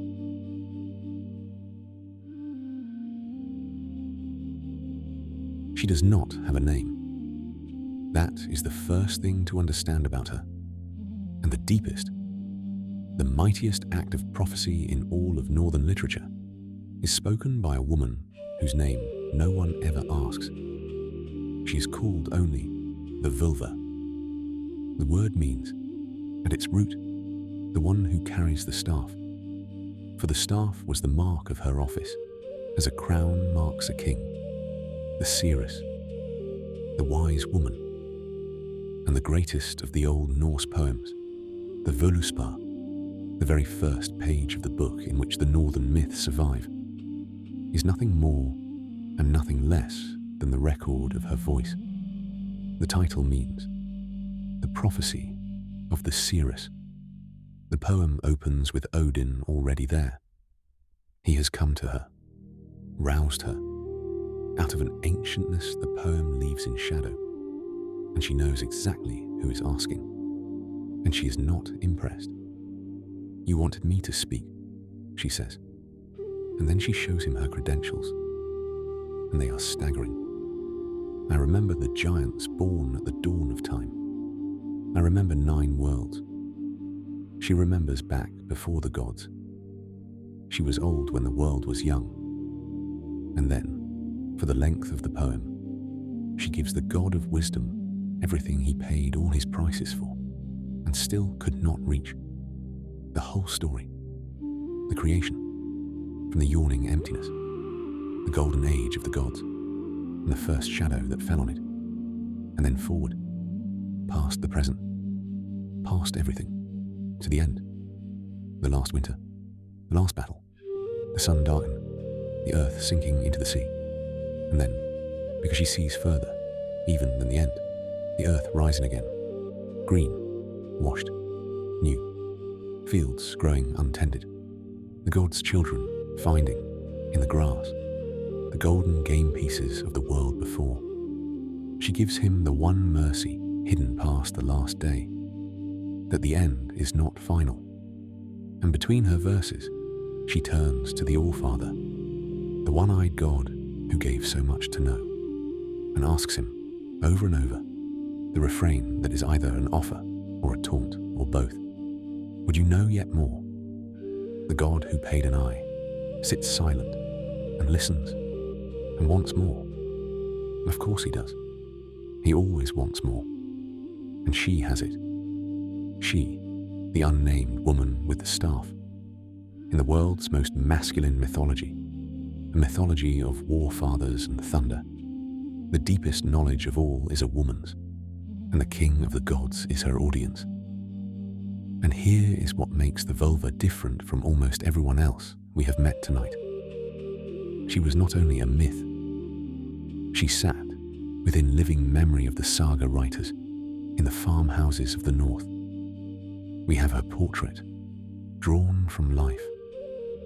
The saga of Eric the Red remembers a winter in Greenland, in the young colony, when the seasons had failed and the hunting was poor, and no one knew whether the hard times would lift. And it remembers that there was a woman named Thorbjörg, called the Little Völva, the last of 9 sisters who had all held the craft, who travelled from farm to farm through the winter, and that the leading household invited her, because the people needed to know what was coming. The saga dresses her for us with the care of an eyewitness. The blue cloak set with stones, the hood of black lambskin lined with white cat's fur, the pouch of charms at her belt, and in her hand the staff of her office, knobbed with brass. They prepared her a high seat, a platform raised above the company, with a cushion of hen feathers, because the seeress does not sit among. She sits above, between the roof and the room, halfway out of the world already. She ate her particular ritual meal. She slept a night in the house, reading its air. And then she said, for the seeing itself, I require a song. There is a chant called the Vadlakur, the ward songs, the spirit calling songs, and it must be sung, and sung well, or the spirits will not come. And in all that hall of Norse settlers, there was only one woman who knew it, a young Christian woman named Gudrid, who had learned it long ago from her foster mother in Iceland, and who did not want to sing it, because it belonged to the old faith, and she had left the old faith behind. She refused. The household pressed her gently. The need was great, and at last Gudrid sang, and the saga pauses in the middle of its spare prose to say that she sang it so beautifully that no one there had ever heard the song sung with a fairer voice.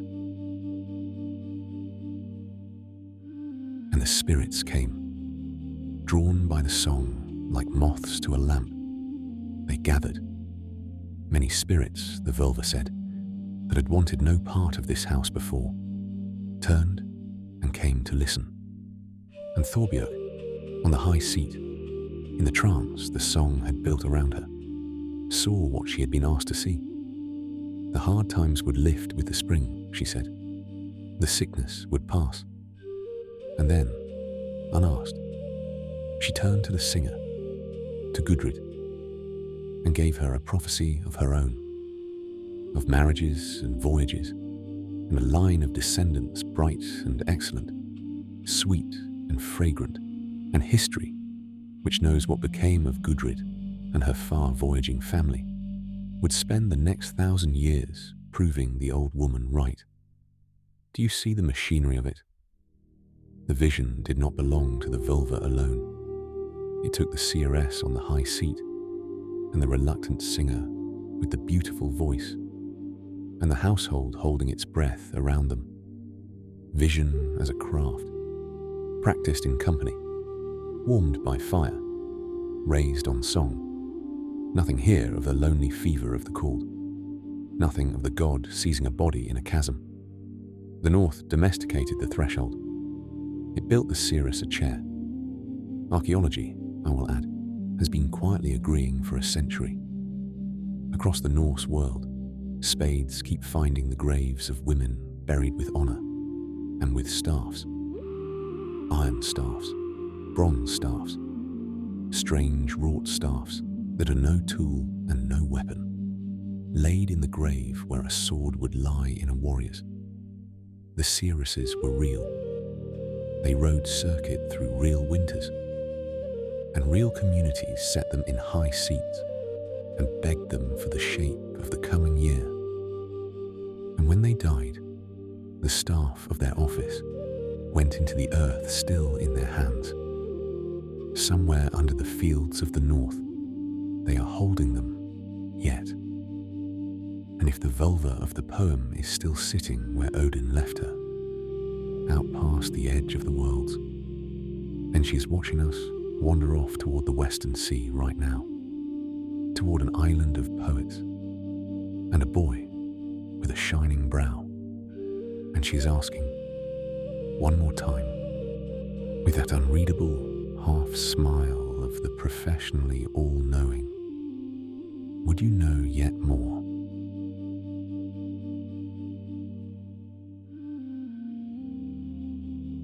We would know more, so we take the Whale Road west and south, past the islands, to the green hills of Wales, a land that has always believed, with complete seriousness, that poetry is not made by poets, that it comes through them. The Welsh have a word for the force that comes through: awen, the flowing spirit, the breath of inspiration. And they have a story about the one human being who received more of it than anyone before or since. It begins with a witch and a cauldron, and I will tell that beginning briefly, because the story of the witch is her own, and I have given it its own night in another gathering of tales. It belongs to her. Tonight belongs to what came out of the river. Know only this much. There was an enchantress of great power who brewed, for a year and a day, a cauldron of pure Owen, meaning it for her own son, as a mother's gift. And at the very end of the year, 3 drops leapt from the cauldron and fell on the hand of the servant boy, tending the fire, and he licked the burn without thinking, and a year of distilled inspiration entered him in an instant, and with it, everything: the past, the future, the natures of things. He fled. She pursued. The chase ran through shape after shape after shape, and it ended with the boy unmade and carried and born a second time, born of the very sorceress he had robbed, a child so radiant she could not harm him. She set him adrift on the water instead, and the water, as water does in these stories, carried him exactly where he needed to go. On the eve of May Day, a young nobleman named Elphin, a kind-hearted, luckless man, the sort whose ventures reliably fail, stood at his father's fish weir, where every May Eve a fortune in salmon was taken. That year the weir held no fish at all, only a leather bag, caught on a pole. Elphin opened it, and inside was an infant, and as the bag fell back from the child's face, the man exclaimed at what he saw, "Behold, a radiant brow." In Welsh, Taliesin. And the baby, this is the moment the story becomes unmistakably itself. The baby answered him. In verse, "Taliesin let it be," said the newborn, taking the name, and then, seeing Elphin's disappointment at a lost fortune, the infant consoled him in flowing, perfect poetry, telling him that on the day of his misfortune, he had taken from the weir a catch worth more than any haul of salmon ever landed.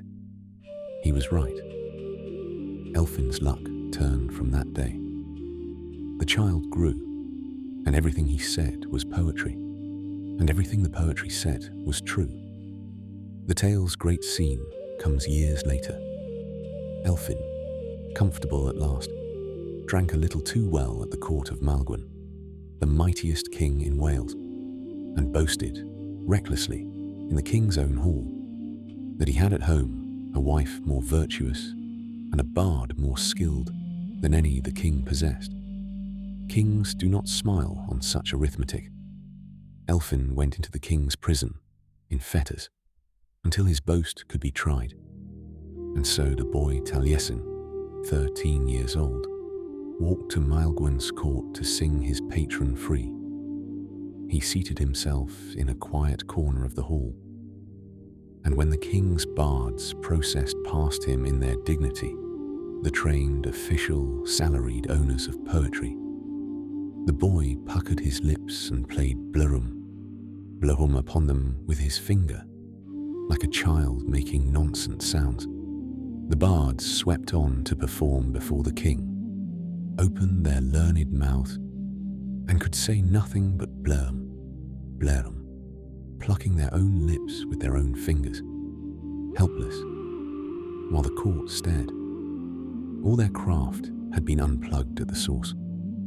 The king demanded to know what drunkenness this was, and the chief bard, mortified, could only point. It was not drink, lord. It is that boy, in the corner.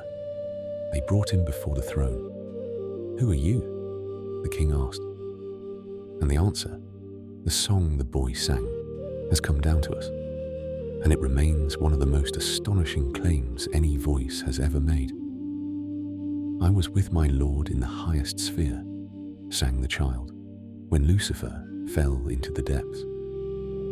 I carried the banner before Alexander. I know the names of the stars from north to south. I was in the ark with Noah. I was in Africa before Rome was built. I was at the throne of the distributor when he laid the foundations of the world, and I shall remain upon the earth until doomsday. Verse after verse, the small voice claiming presence at everything, because that is what the boy contained. 3 drops of the awen, and the awen contains all times and places at once. And then the wind came. The old text says, he sang a poem of the wind, the thing without flesh or bone, without vein or blood, without head or feet, that is in field and forest, that no eye ever sees. And as he sang it, a storm rose about the castle, until the walls themselves shook, and the king believed the towers would come down on his head. And Maelgwyn, thoroughly persuaded, ordered Elphin brought from his cell. And at a final verse from the boy, the fetters fell open of themselves at Elphin's feet. The trained bards had craft. The boy had the current itself. There was never any contest at all. Now, was any of this ever real? Here is the strange part. Yes, behind the legend stands a historical man, a court poet of the 6th century, whose praise songs to a northern British king are among the oldest surviving poetry in these islands. The legend grew over the bones of a real singer. And more than that, the kind of thing the legend describes was real and stayed real for centuries. The Welsh knew a class of people called the Orwenidion, the inspired ones, and a sober churchman of the 12th century, Gerald of Wales, has left us his eyewitness account of them, written with the fascinated unease of a man describing something he cannot approve of and cannot dismiss. You put your question to them, Gerald says, and they go out of themselves into a roaring trance, speaking in a rush, in riddles and side turnings, so that the answer arrives wrapped inside a torrent, and you must catch it as it passes. And they must be shaken awake, he says, like heavy sleepers. And when they come back to themselves, they remember nothing of what they said. The voice was not theirs. They were only the doorway it used. Across the water in Ireland, The poets had their own discipline of vision, with its own untranslatable name, Imbus Forosnai, the encompassing knowledge that illuminates, sought in darkness and stillness. The poet withdrawn into a lightless room, palms pressed to cheeks, waiting at the edge of sleep for the illumination to arrive. The highest grades of Irish poet were expected to have this. It was in the job description. In the Celtic world, you see, the poet was never an entertainer. The poet was an instrument of the Awen, and the Awen knew things. The vessel, the trance, the borrowed voice, the truth arriving from outside. You have heard all these notes before tonight, struck one by one across the whole world. The Welsh struck them in a chord and set it to music and gave it the face of a boy with a shining brow, singing a king's hall into astonishment. He claimed he would remain upon the earth until doomsday. Poets exaggerate, but it is past midnight somewhere in Wales just now, and the wind, the thing without flesh or bone that no eye ever sees, is moving in the dark over Cardigan Bay, exactly as it moved in his poem. And as long as that is true, I would not bet heavily against him. And now the roads of the night converge. Every path we have walked, the whisper, the smoke, the song, the sickness, the flowing Arwen, every one of them, in the old world's imagination, eventually led travellers to a single mountainside in Greece, where a crack in a cliff breathed vapour, and a woman sat over it on a three-legged stool, and kings crossed the sea to hear what came out of her mouth.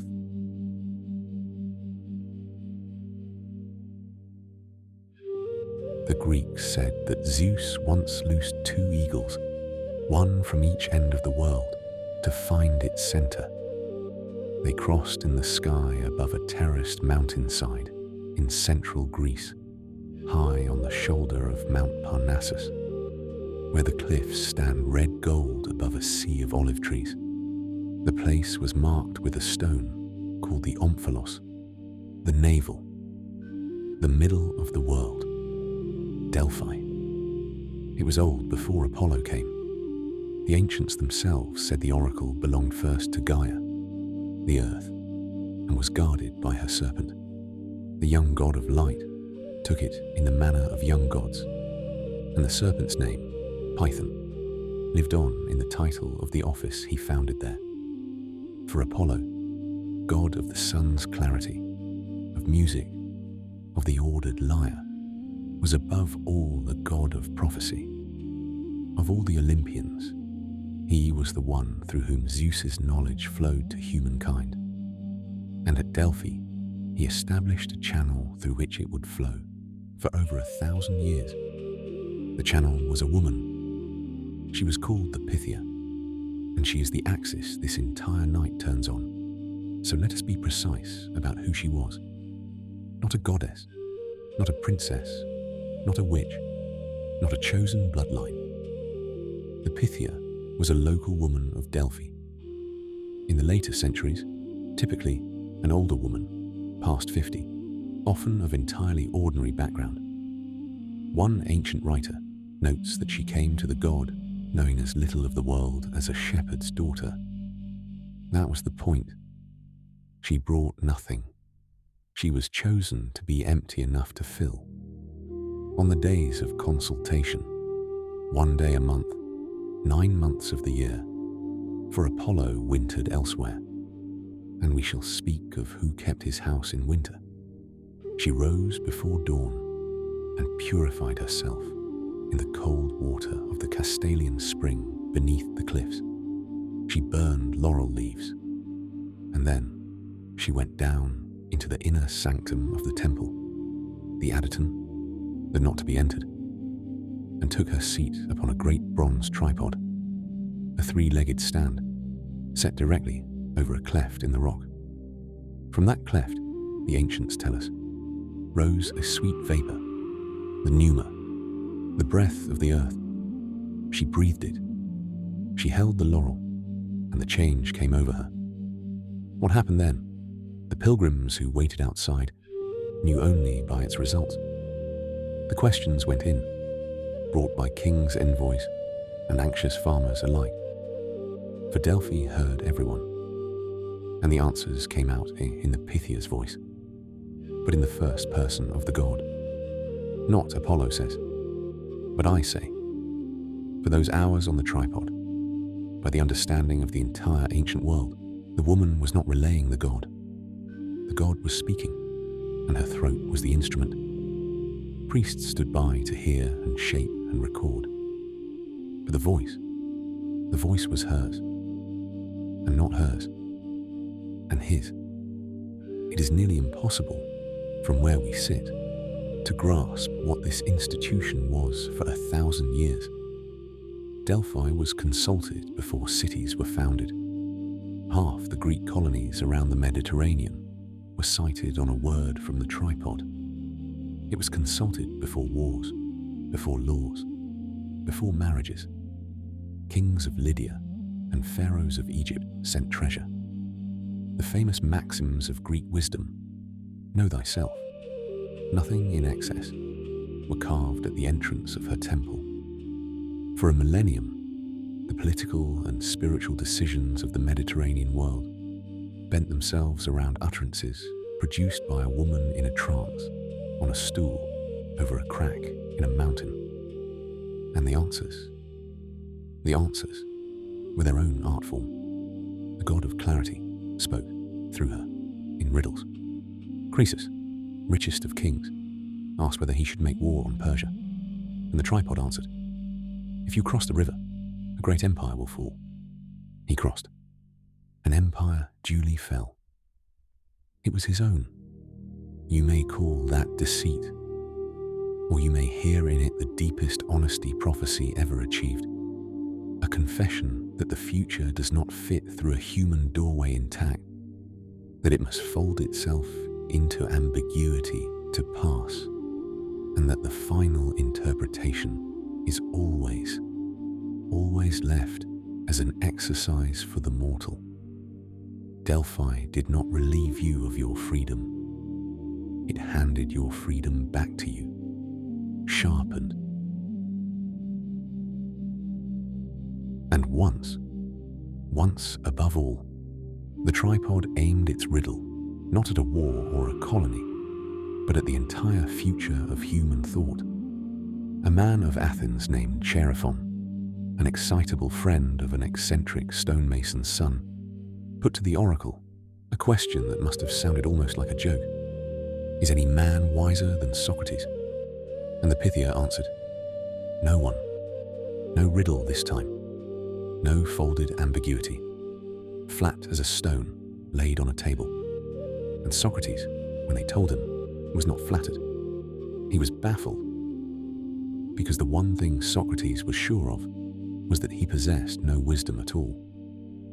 But it was the god speaking, and the god does not lie. And so, being Socrates, he did the thing that changed everything. He refused to disbelieve the oracle, and refused to stop testing it.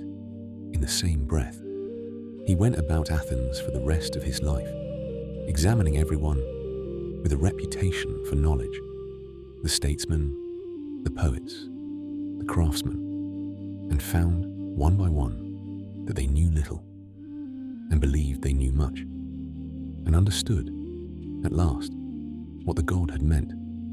He was the wisest, because he alone knew that he did not know. The whole of philosophy, as the West has practiced it since, the questioning, the humility before one's own certainties, the examined life, began as one man's 40-year argument with a woman's voice in a trance on a mountainside.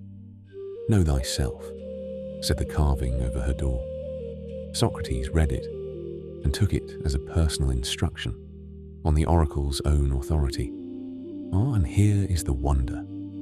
The god of prophecy's most famous pronouncement created not a believer, But the first great questioner, Delphi, which answered questions for 1,000 years, achieved its masterpiece the day it created the man who never stopped asking them. Modern science, incidentally, went looking for the crack in the mountain and found it.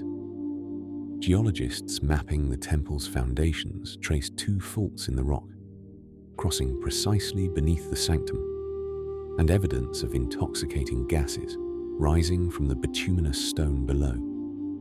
The earth at Delphi really does breathe. Make of that exactly what you wish. The ancients would only say that of course the god chose a doorway that was already ajar. But now set the grandeur aside and look, as we have learned to look tonight, at the woman on the stool. The god received the temple, the treasuries, the hymns, the credit. The Pythia received the burning. It was her body the trance passed through, month after month, year upon year. Hers the throat scoured by a god-sized voice. Hers the exhaustion after, of which the ancient writers speak with careful vagueness. Plutarch, who was not a poet imagining, but a serving priest of that very temple, writing of what his own eyes knew, records that the sessions drained her, and he tells of one terrible day when the omens forbade the rite, and the consultation was forced regardless, for important visitors were waiting. How the voice that came out of her was wrong from the first syllable, and the session collapsed into fear, and the priests fled, and the woman on the tripod did not recover, but faded from that day, and soon died. The vessel was mortal. The current was not. Everyone had always known what that meant, and the institution had run for 1,000 years on the difference. We know the names of the kings who asked. We know the names of the priests who transcribed, of the long line of women who actually did it, one lifetime after another, laid down on the tripod like laurel on the fire. We know almost no names at all. The most consequential female voice of the ancient world, and it was, by design, anonymous. Each Pythia poured into the office, each office outliving the woman. When you hear tonight the phrase the oracle said, remember that every single time in the fabric of the actual world, that sentence meant, a woman said.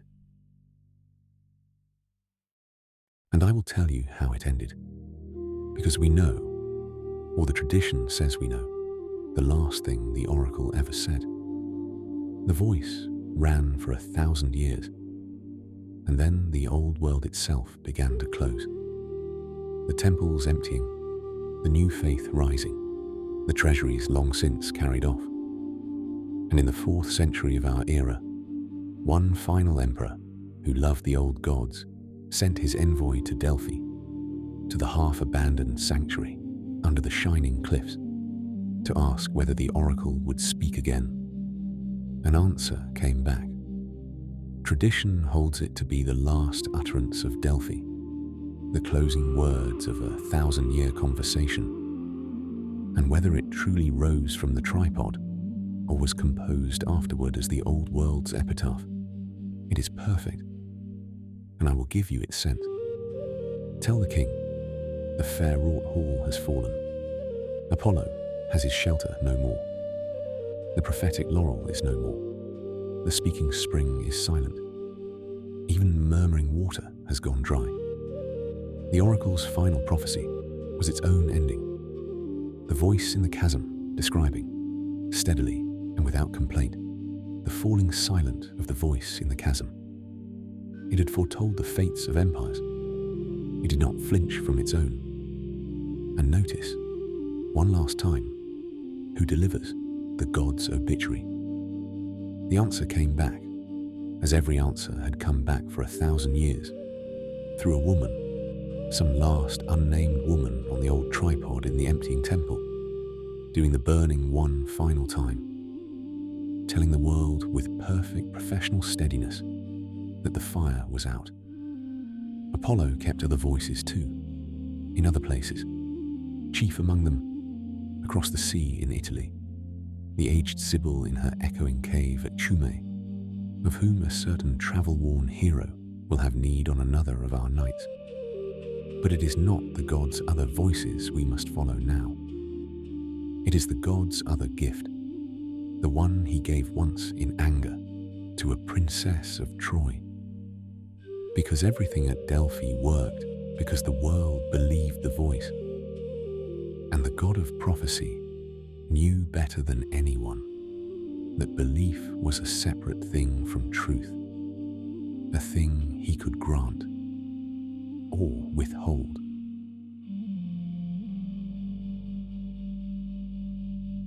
Of all the stories in tonight's long journey, this is the one I most need you to hear. It is not the grandest, it is the truest.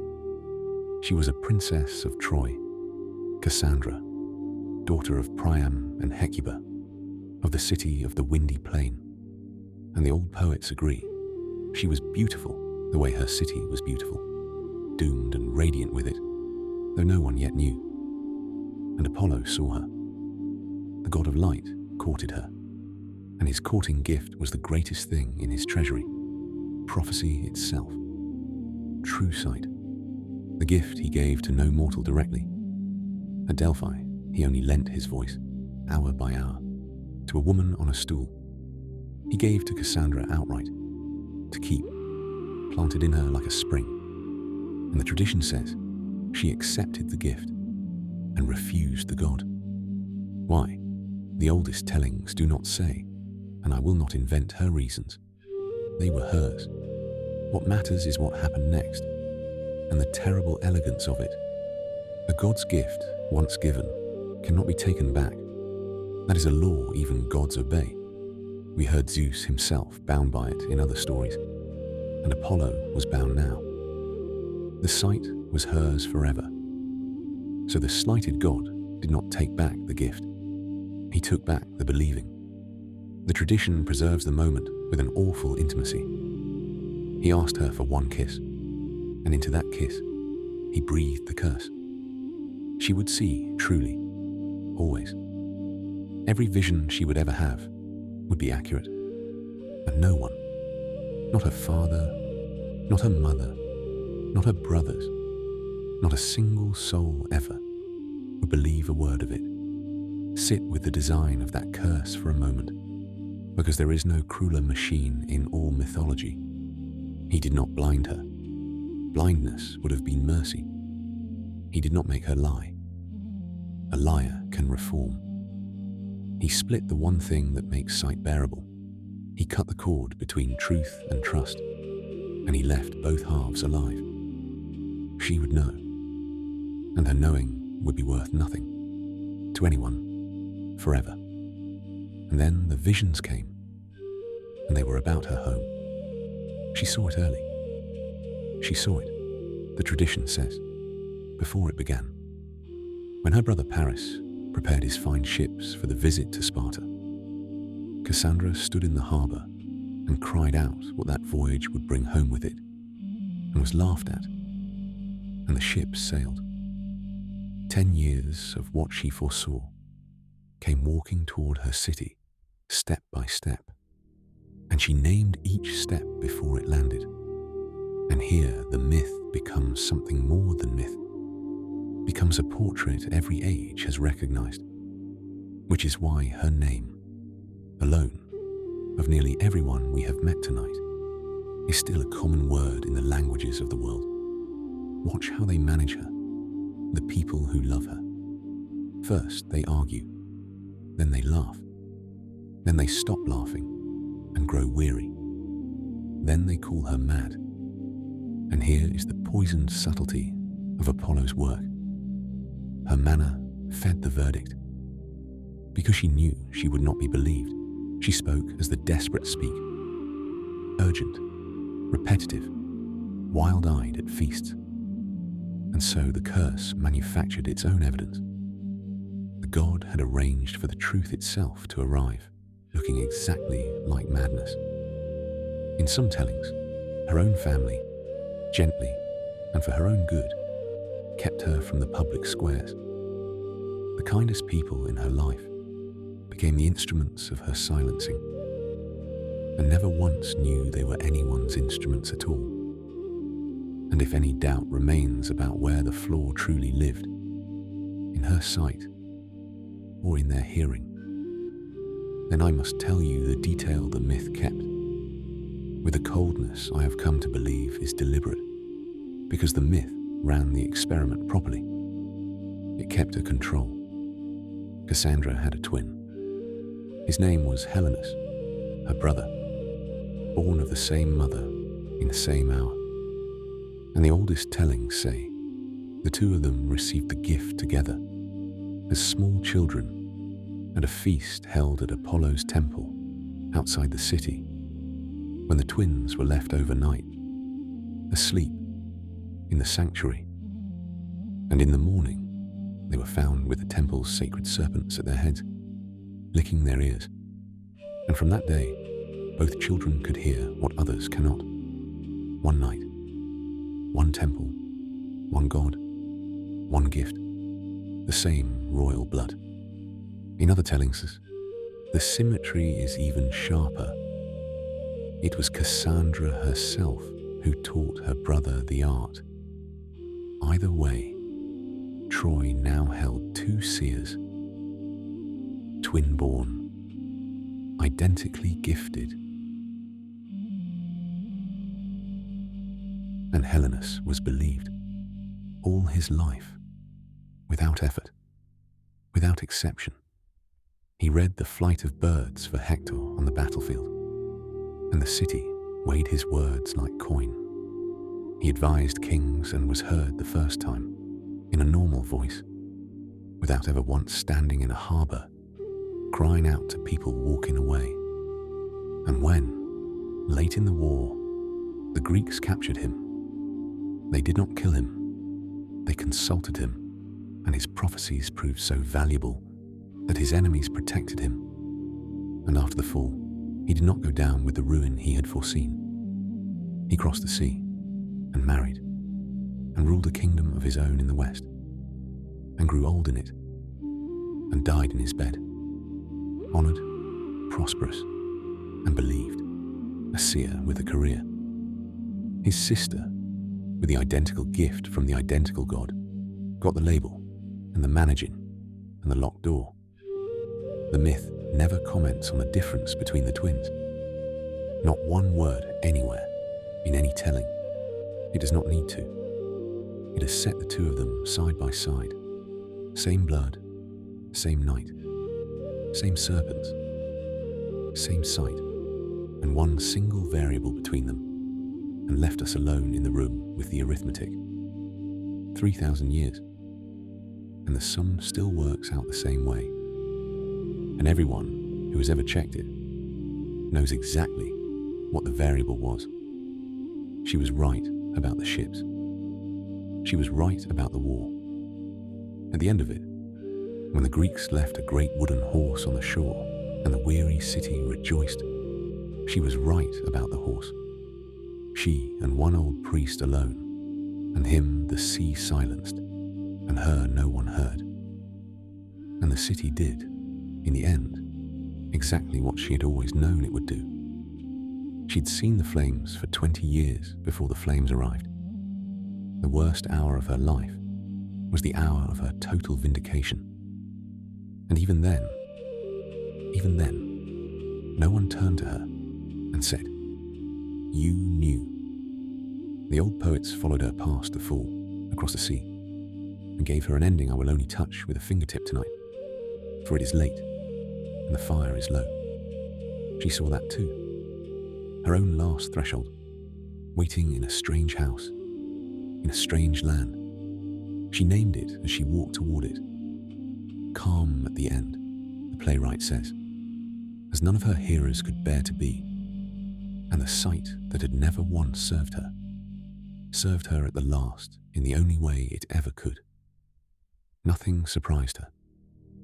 She entered the dark with her eyes open. She always had. Let us say plainly, here in the dark, where the old world cannot hear us. What this story is about. It has been about it all along, and half of you listening have always known. Cassandra is what happens when sight is given, but authority is withheld. Her curse has never needed a god to operate. There have always been people, and the old world knew, and we know, how very often they have been women who saw clearly, named truly, warned early, and were argued with, then laughed at, then wearied of, then managed, then called mad, and who lived to watch the thing they had named come to pass exactly as they named it, and received for their accuracy not apology, but silence. The Greeks, who flinched from very little, took that human machinery and made a myth of it, and made the myth so exact that 3,000 years have not been able to improve it. Every age discovers Cassandra again and thinks it is the first to understand her. There was nothing wrong with her sight. There was never anything wrong with her sight.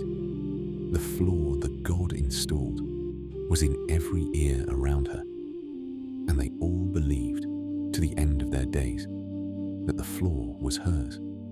So tonight, from 3,000 years downstream, we will do the one thing her whole world never did. It cost us nothing. It would have been everything. Cassandra of Troy, you were right. Rest now, and let us turn, gently, for the night is deepening, to the other Greek seer, the one the world did believe, whose story asks the opposite question. What does sight cost when everyone listens, and what kind of person must you become to bear it?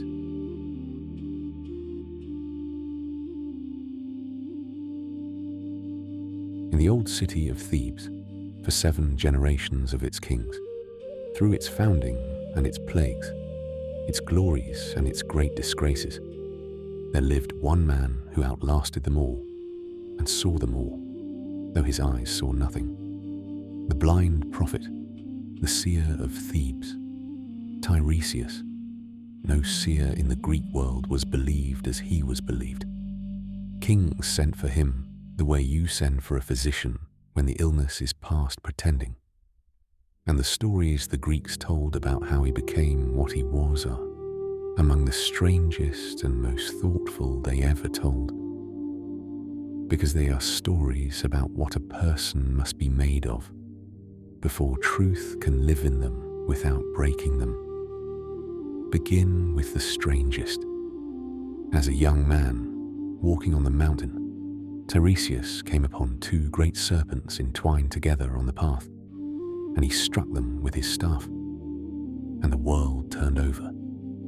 Where a young man had stood, a woman stood, not for an hour, and not as an illusion. For 7 years, Tiresias lived as a woman, fully, the tradition says. She dwelt in the city. She was a priestess. She married, and in some tellings, bore and raised children. 7 years, the length of a real life's chapter. Long enough for the change to stop being an event and become simply her days. And in the 7th year, on the same mountain, she came upon 2 serpents entwined upon the path, and knowing now exactly what the striking meant, struck them again, and was restored. A man once more, but a man unlike any other who had ever lived. The only person in the world who had been truly and at length both. The gods noticed. Zeus and Hera, in the middle of one of their eternal marital debates, hit upon a question that by its nature no ordinary witness could settle. A light-hearted quarrel, as the poets tell it, about which of the 2, man or woman, receives the greater share of love's happiness, each insisting it was the other. And there existed exactly one qualified expert. They summoned Tiresias and put the question. He answered honestly. It was, all the stories agree, the only way he knew how to answer anything, and his honest answer delighted Zeus and went against Hera. And Hera, in her anger, struck him blind. A god cannot undo what another god has done. You have heard that law twice tonight already. It is the iron hinge on which half of Greek myth swings. Zeus could not give back the sight of his eyes, so he gave a different sight, inner sight, the knowledge of things hidden and things to come, and with it, a lifespan of 7 generations, that Thebes might keep its seer, blinded by one god, illuminated by another, in the same hour. The Greeks told other versions. In one, it is the goddess Athena, glimpsed unveiled, who takes his eyes, and then, relenting, grants him the understanding of the speech of birds. But every version keeps the same deep shape, and it is the shape that matters. The outer and the inner sight arrive as a trade. The door of the eyes closes. The other door opens. The Greeks did not believe you could stand fully in both worlds at once. Neither, you will remember, did the Norse. There is an eye at the bottom of a well in the north that says exactly this.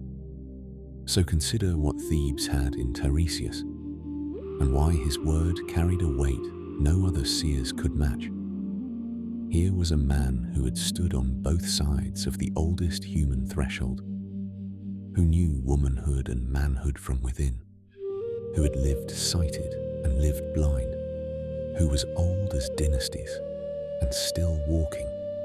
Every boundary that divides one kind of human experience from another, he had crossed in person, and crossing thresholds, as we have learned night after night, is where sight comes from. The Völva saw far because she was older than the gods.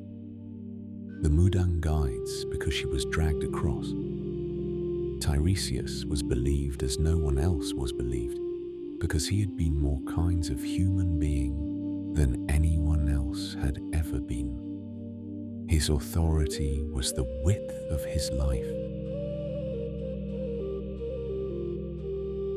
And what did it earn him? Listen to how he actually enters the great stories, and you will hear it at once. He enters them reluctantly. Summoned by kings, he comes slowly, led by a child's hand, and his first words are almost always a plea to be allowed not to say it. When Oedipus called him to name the corruption at the root of the city's plague, the old man stood silent and begged the king to let him go home. How terrible is knowing, he says, in the play that has never been bettered, when knowing helps no one. He was not being coy. He could see the whole machinery, could see that the truth, spoken, would destroy the man demanding it, and that it would be spoken anyway, and that he would be cursed for it, and that the cursing would change nothing. He said it anyway, in the end. He always said it in the end. That was his burden and his office, not to make anyone believe.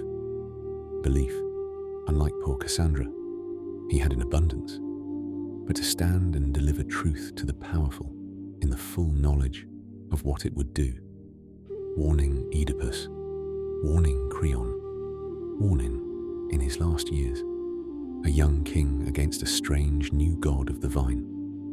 But that story belongs a little later in our night. His fame as a prophet had begun, the poet said, with a question about a baby. A river nymph brought him her infant son, a child already so beautiful that strangers stopped to stare, and asked the seer the question every parent asks the stars: will he live to a good old age? And Tiresias gave the answer that made his name, an answer that sounded for years like nonsense. He will, if he never comes to know himself. The mother went away puzzled. The child grew. and his name was Narcissus. And the day came, beside a still pool in the woods, when he leaned over the water and met his own gaze, and knew himself at last, and could not leave. The seer's first oracle had been exact, and set it, for a moment, against the words carved over the door at Delphi. Know thyself, the proudest commandment of the god Tiresias served. The blind man's first prophecy is that Maxim's shadow twin, self-knowledge as the one medicine that is also, at the wrong dose, a poison. Even wisdom, the old man's career begins by warning us, must be measured to the patient. It is the kind of joke the Greeks carved in marble and never once smiled at. And the sight did not end with him. And where it went next belongs in tonight's ledger. He had a daughter, Manto, a seeress in her own right, so gifted that when Thebes finally fell, the conquerors sent her to Delphi itself as the choicest offering the city held. From there, the tradition follows her across the sea, where she founded an oracle of Apollo of her own, at Claros, whose voice would sound for centuries, and bore a son who became one of the legendary seers of the next age. Trace the line and see what the Greeks were quietly telling you. The deepest sight in their world passed from the man who had lived as a woman, through his daughter, down the female line, from oracle to oracle. Tiresias's true eyes, in the end, were a woman's. Somehow, on this night of all nights, that no longer surprises us, he grew very old, even by his own generous allotment, and his death, when it came at last, was the gentlest thing in his whole stormlit story. Fleeing Thebes' final war with the rest of the city, an old blind man on the road, he stopped at a spring called Tilphusa and drank the cold water. And that was all. The seer of Thebes went out like a lamp at morning by a roadside, with a taste of spring water on his lips. But his story does not end there. And here is the wonder we close on. The honor paid to him that was paid to no other mortal in the whole Greek imagination of the afterlife. Down in the grey country of the dead, where every shade drifts thin and dim as smoke, forgetful even of its own name, the goddess of that realm granted to Tiresias, alone of all the dead. This, his mind, whole, his wits, unclouded, his inner sight, burning steady in the dark of death, as it had burned in the dark of blindness. The lamp that could not be put out by the loss of his eyes, could not be put out by the loss of his life either. Somewhere below, in the old geography, he is still himself, still seeing, the one clear mind in the country of forgetting. And the old poets whispered that a day would come when a living traveller, lost on the wrong side of the world and desperate for the way home, would be sent by a sorceress to the very edge of the land of the dead, to seek of all the countless dead that one unquenched mind and ask it the way. But that is a story for another night.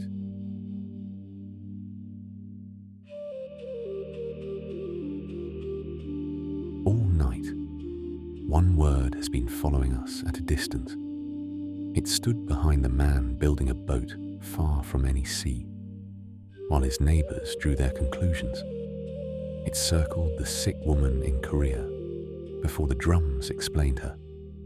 It was the word the whole city of Troy used for 20 years for the only person in it who could see. Madness.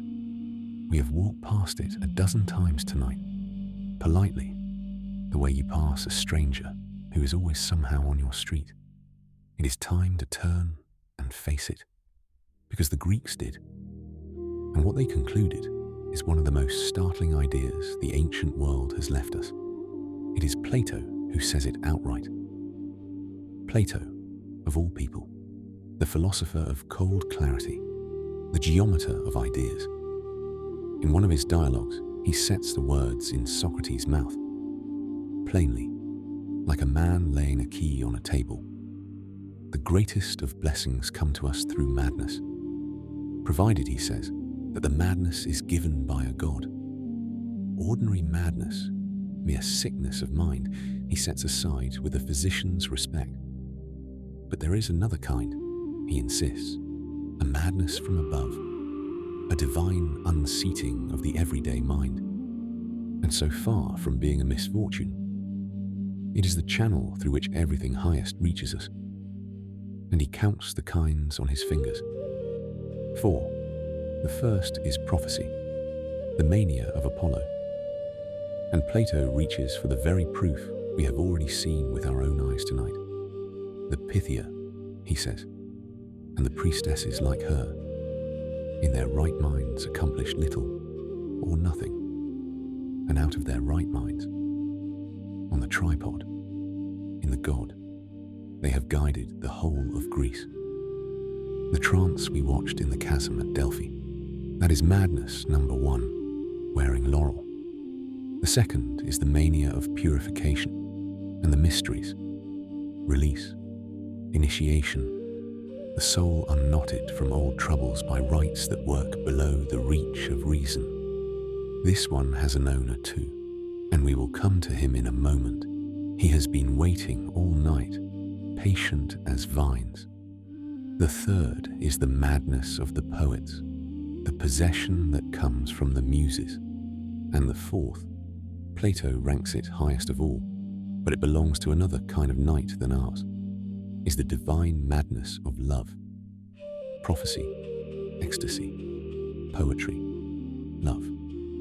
4 ways the walls of the ordinary self are breached from above. That is the Greek answer to the question this whole episode has been asking. How does the larger world get in? And notice the scandal of it. It never comes through the front door of reason. Reason, Plato says, Plato is how we manage the house. The visitors come through the roof. Now for the owner of the second madness. You have met him before in our journeys, going down into the dark for love of a mother he never knew. But tonight, you must meet him in his own element, at night, on the mountain, with the torches. Dionysus, the god of the vine, yes, but the wine was only ever his handshake. What Dionysus truly was the god of letting go, the god of the dissolved boundary, the loosened knot, the self set down like a heavy coat at the door. His very rites said it. In the dead of winter, by torchlight, his worshippers, women above all, his truest companies were always women, walking out of their houses and looms and allotted lives, went up the mountain together and danced. Music, night air, exhaustion, the whirl of the circling steps, until the point past tiredness, where something gives way, and the walls of the small daily self, the self with its name and its ledgers and its list of fears, simply opened. They called what happened then ecstasis. The word means standing outside yourself, and enthusiasmos, the God within. The 2 words hold the whole theology. You step out, something steps in. For a night on the mountain, the smallest room in the world, the inside of one worried human head, stood open to the sky. And this god of holy dissolution, here is the detail I have been saving all night, kept a second home. When Apollo left Delphi each winter, the oracle did not stand empty. The temple passed, for the 3 dark months, to Dionysus. The 2 of them shared the navel of the world, clarity in summer, ecstasy in winter. One house. The Greeks could have given the holiest place on earth to order alone. They split it, deliberately, between the god of the lucid answer and the god of the dissolving question. as if to carve above the door of revelation itself. Both.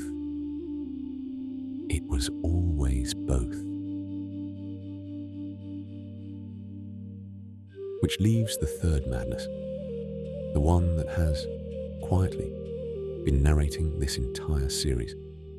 The Muses, 9 sisters, daughters of Zeus and of memory herself. For the Greeks knew that inspiration without memory evaporates, and made the Muses memory's children. They dwelt on the high slopes of Helicon and Parnassus. Parnassus again. The poets and the Pythia drank, you notice, from the same mountain. And their gift was the gift of the singing voice that knows. And we possess, from the very beginning of Greek literature, an eyewitness account of them at work. The poet Hesiod, a real man, a farmer, tells it of himself, in his own poem, as plain as a diary entry. He was grazing sheep on the slopes of Helicon, an ordinary man on an ordinary hillside, when they came to him. The Muses of Helicon. They spoke to him. Their first recorded words are a tease, almost an insult. You shepherds of the fields, mere bellies. And then they said the thing that has unsettled poets ever since. We know how to speak many false things as though they were true. And we know, when we wish, how to utter true things. And they cut him a staff of laurel and breathed into him a voice divine and set him to sing of the origins of the gods, which he did, and the song survives. And we have been quoting it all night without saying so. We know how to speak false things as though they were true. What a thing for the goddesses of inspiration to lead with. But it is the most honest sentence in the whole literature of vision. The current that comes through the poets, the awen, remember, in the boy Taliesin, carries no certificate. The receiving mind must still weigh and sift and stay humble before its own visions. Even at the source, the Muses tell you, the gift and the discernment are 2 different things, and you have only been given one of them. And every epic poet of Greece began his song with the same first word. Sing, Muse, or tell me, Muse, the opening move of the Iliad, of the Odyssey, of the whole tradition. Not I shall now sing. The poem opens by declaring the poet is not its author, that the voice is on loan. The first word of Western literature is a confession that the speaker is a threshold. And Plato, geometer to the last, even about miracles, left us a picture of how the loan travels. There is a stone, he has Socrates say, the lodestone, the magnet, and it does not merely draw iron rings to itself. It gives the rings its own power, so that a ring hanging from the stone can hold a second ring, and the second a third, a whole chain of iron hanging in the air, ring from ring from ring, and the force of the stone passing invisibly down through every link. So it is, he says, with the Muse. The goddess is the stone. She magnetizes the poet. The poet, filled, magnetizes the singer who performs the song, and the singer magnetizes the listener. The last ring in the chain, hanging on the words, held by a power that began 3 links up, in heaven. None of the rings holds the next by its own strength. The current is the goddess's, all the way down. Now consider, quietly, because you are very comfortable, and I do not wish to startle you, what that image makes of this night. These stories were caught, every one of them, at the top of some chain, by a seer at a reed wall, a poet on a mountainside, a seeress on a high seat, a singer at a right, and they have passed since then, from mouth to mouth to mouth, ring to ring to ring, down through 3,000 years of firesides and nurseries and ship's decks, and tonight, one more voice in the dark. To you, listening with your eyes closed at the very end of the chain, the newest ring, the one all the others were reaching for. If Plato is right, then whatever trembled in the first ring, at the wall, in the smoke, on the tripod, is trembling still, very faintly, at this exact moment, in you. You have not been outside the subject of this episode, looking in. You have been inside it from the first sentence. Every listener is the last link of a vision. It is the gentlest position in the whole chain. And it is yours. And you may hold it lying down. So gather it in now, for the night is very deep, and this is our last hilltop before the valley of sleep. Gather in everything we have carried since the reed wall, a whisper through woven reeds, a book too heavy to hold at the bottom of a river, guarding a reunited family, an archive of destinies read aloud by lamplight, with a trickster's hat turning at the crossroads, a storm that strips the world visible, and a buffalo hide folded in a hollow tree, a hum beneath the universe, heard by the perfectly still, a sickness that was a summons, and a thrown-away daughter coming back across the last water with the flowers of life in her arms, a door opened with the queen's own blood, and a road of smoke, an eye in a well, 9 nights on a tree, a dead friend's whisper, a mouthful of stolen mead, a song in a Greenland farmhouse, drawing the spirits like moths, Awen in 3 drops, wind without flesh or bone, a voice in a chasm that was a woman's and a god's at once, the truth-teller no one believed, and her twin, whom everyone did, the blind man whose sight outlived his eyes, his life, and his world. Lay them side by side, and they say one thing, in a dozen tongues. The ordinary mind is a house, and the house has doors, and the doors can open. By gift, by ordeal, by discipline, by blood, by song, by the sweet vapor of a mountain, by 3 drops from a cauldron. And what comes through the open door is larger than the house. Every people that ever watched the night sky has believed some version of this. They disagreed about everything else, the names, the prices, the rights. They agreed that we are permeable, that the border between one small human mind and the enormous rest of everything is not a wall. It is a threshold. And thresholds, as we know by now, you and I, who have spent so many nights among them, thresholds have keepers.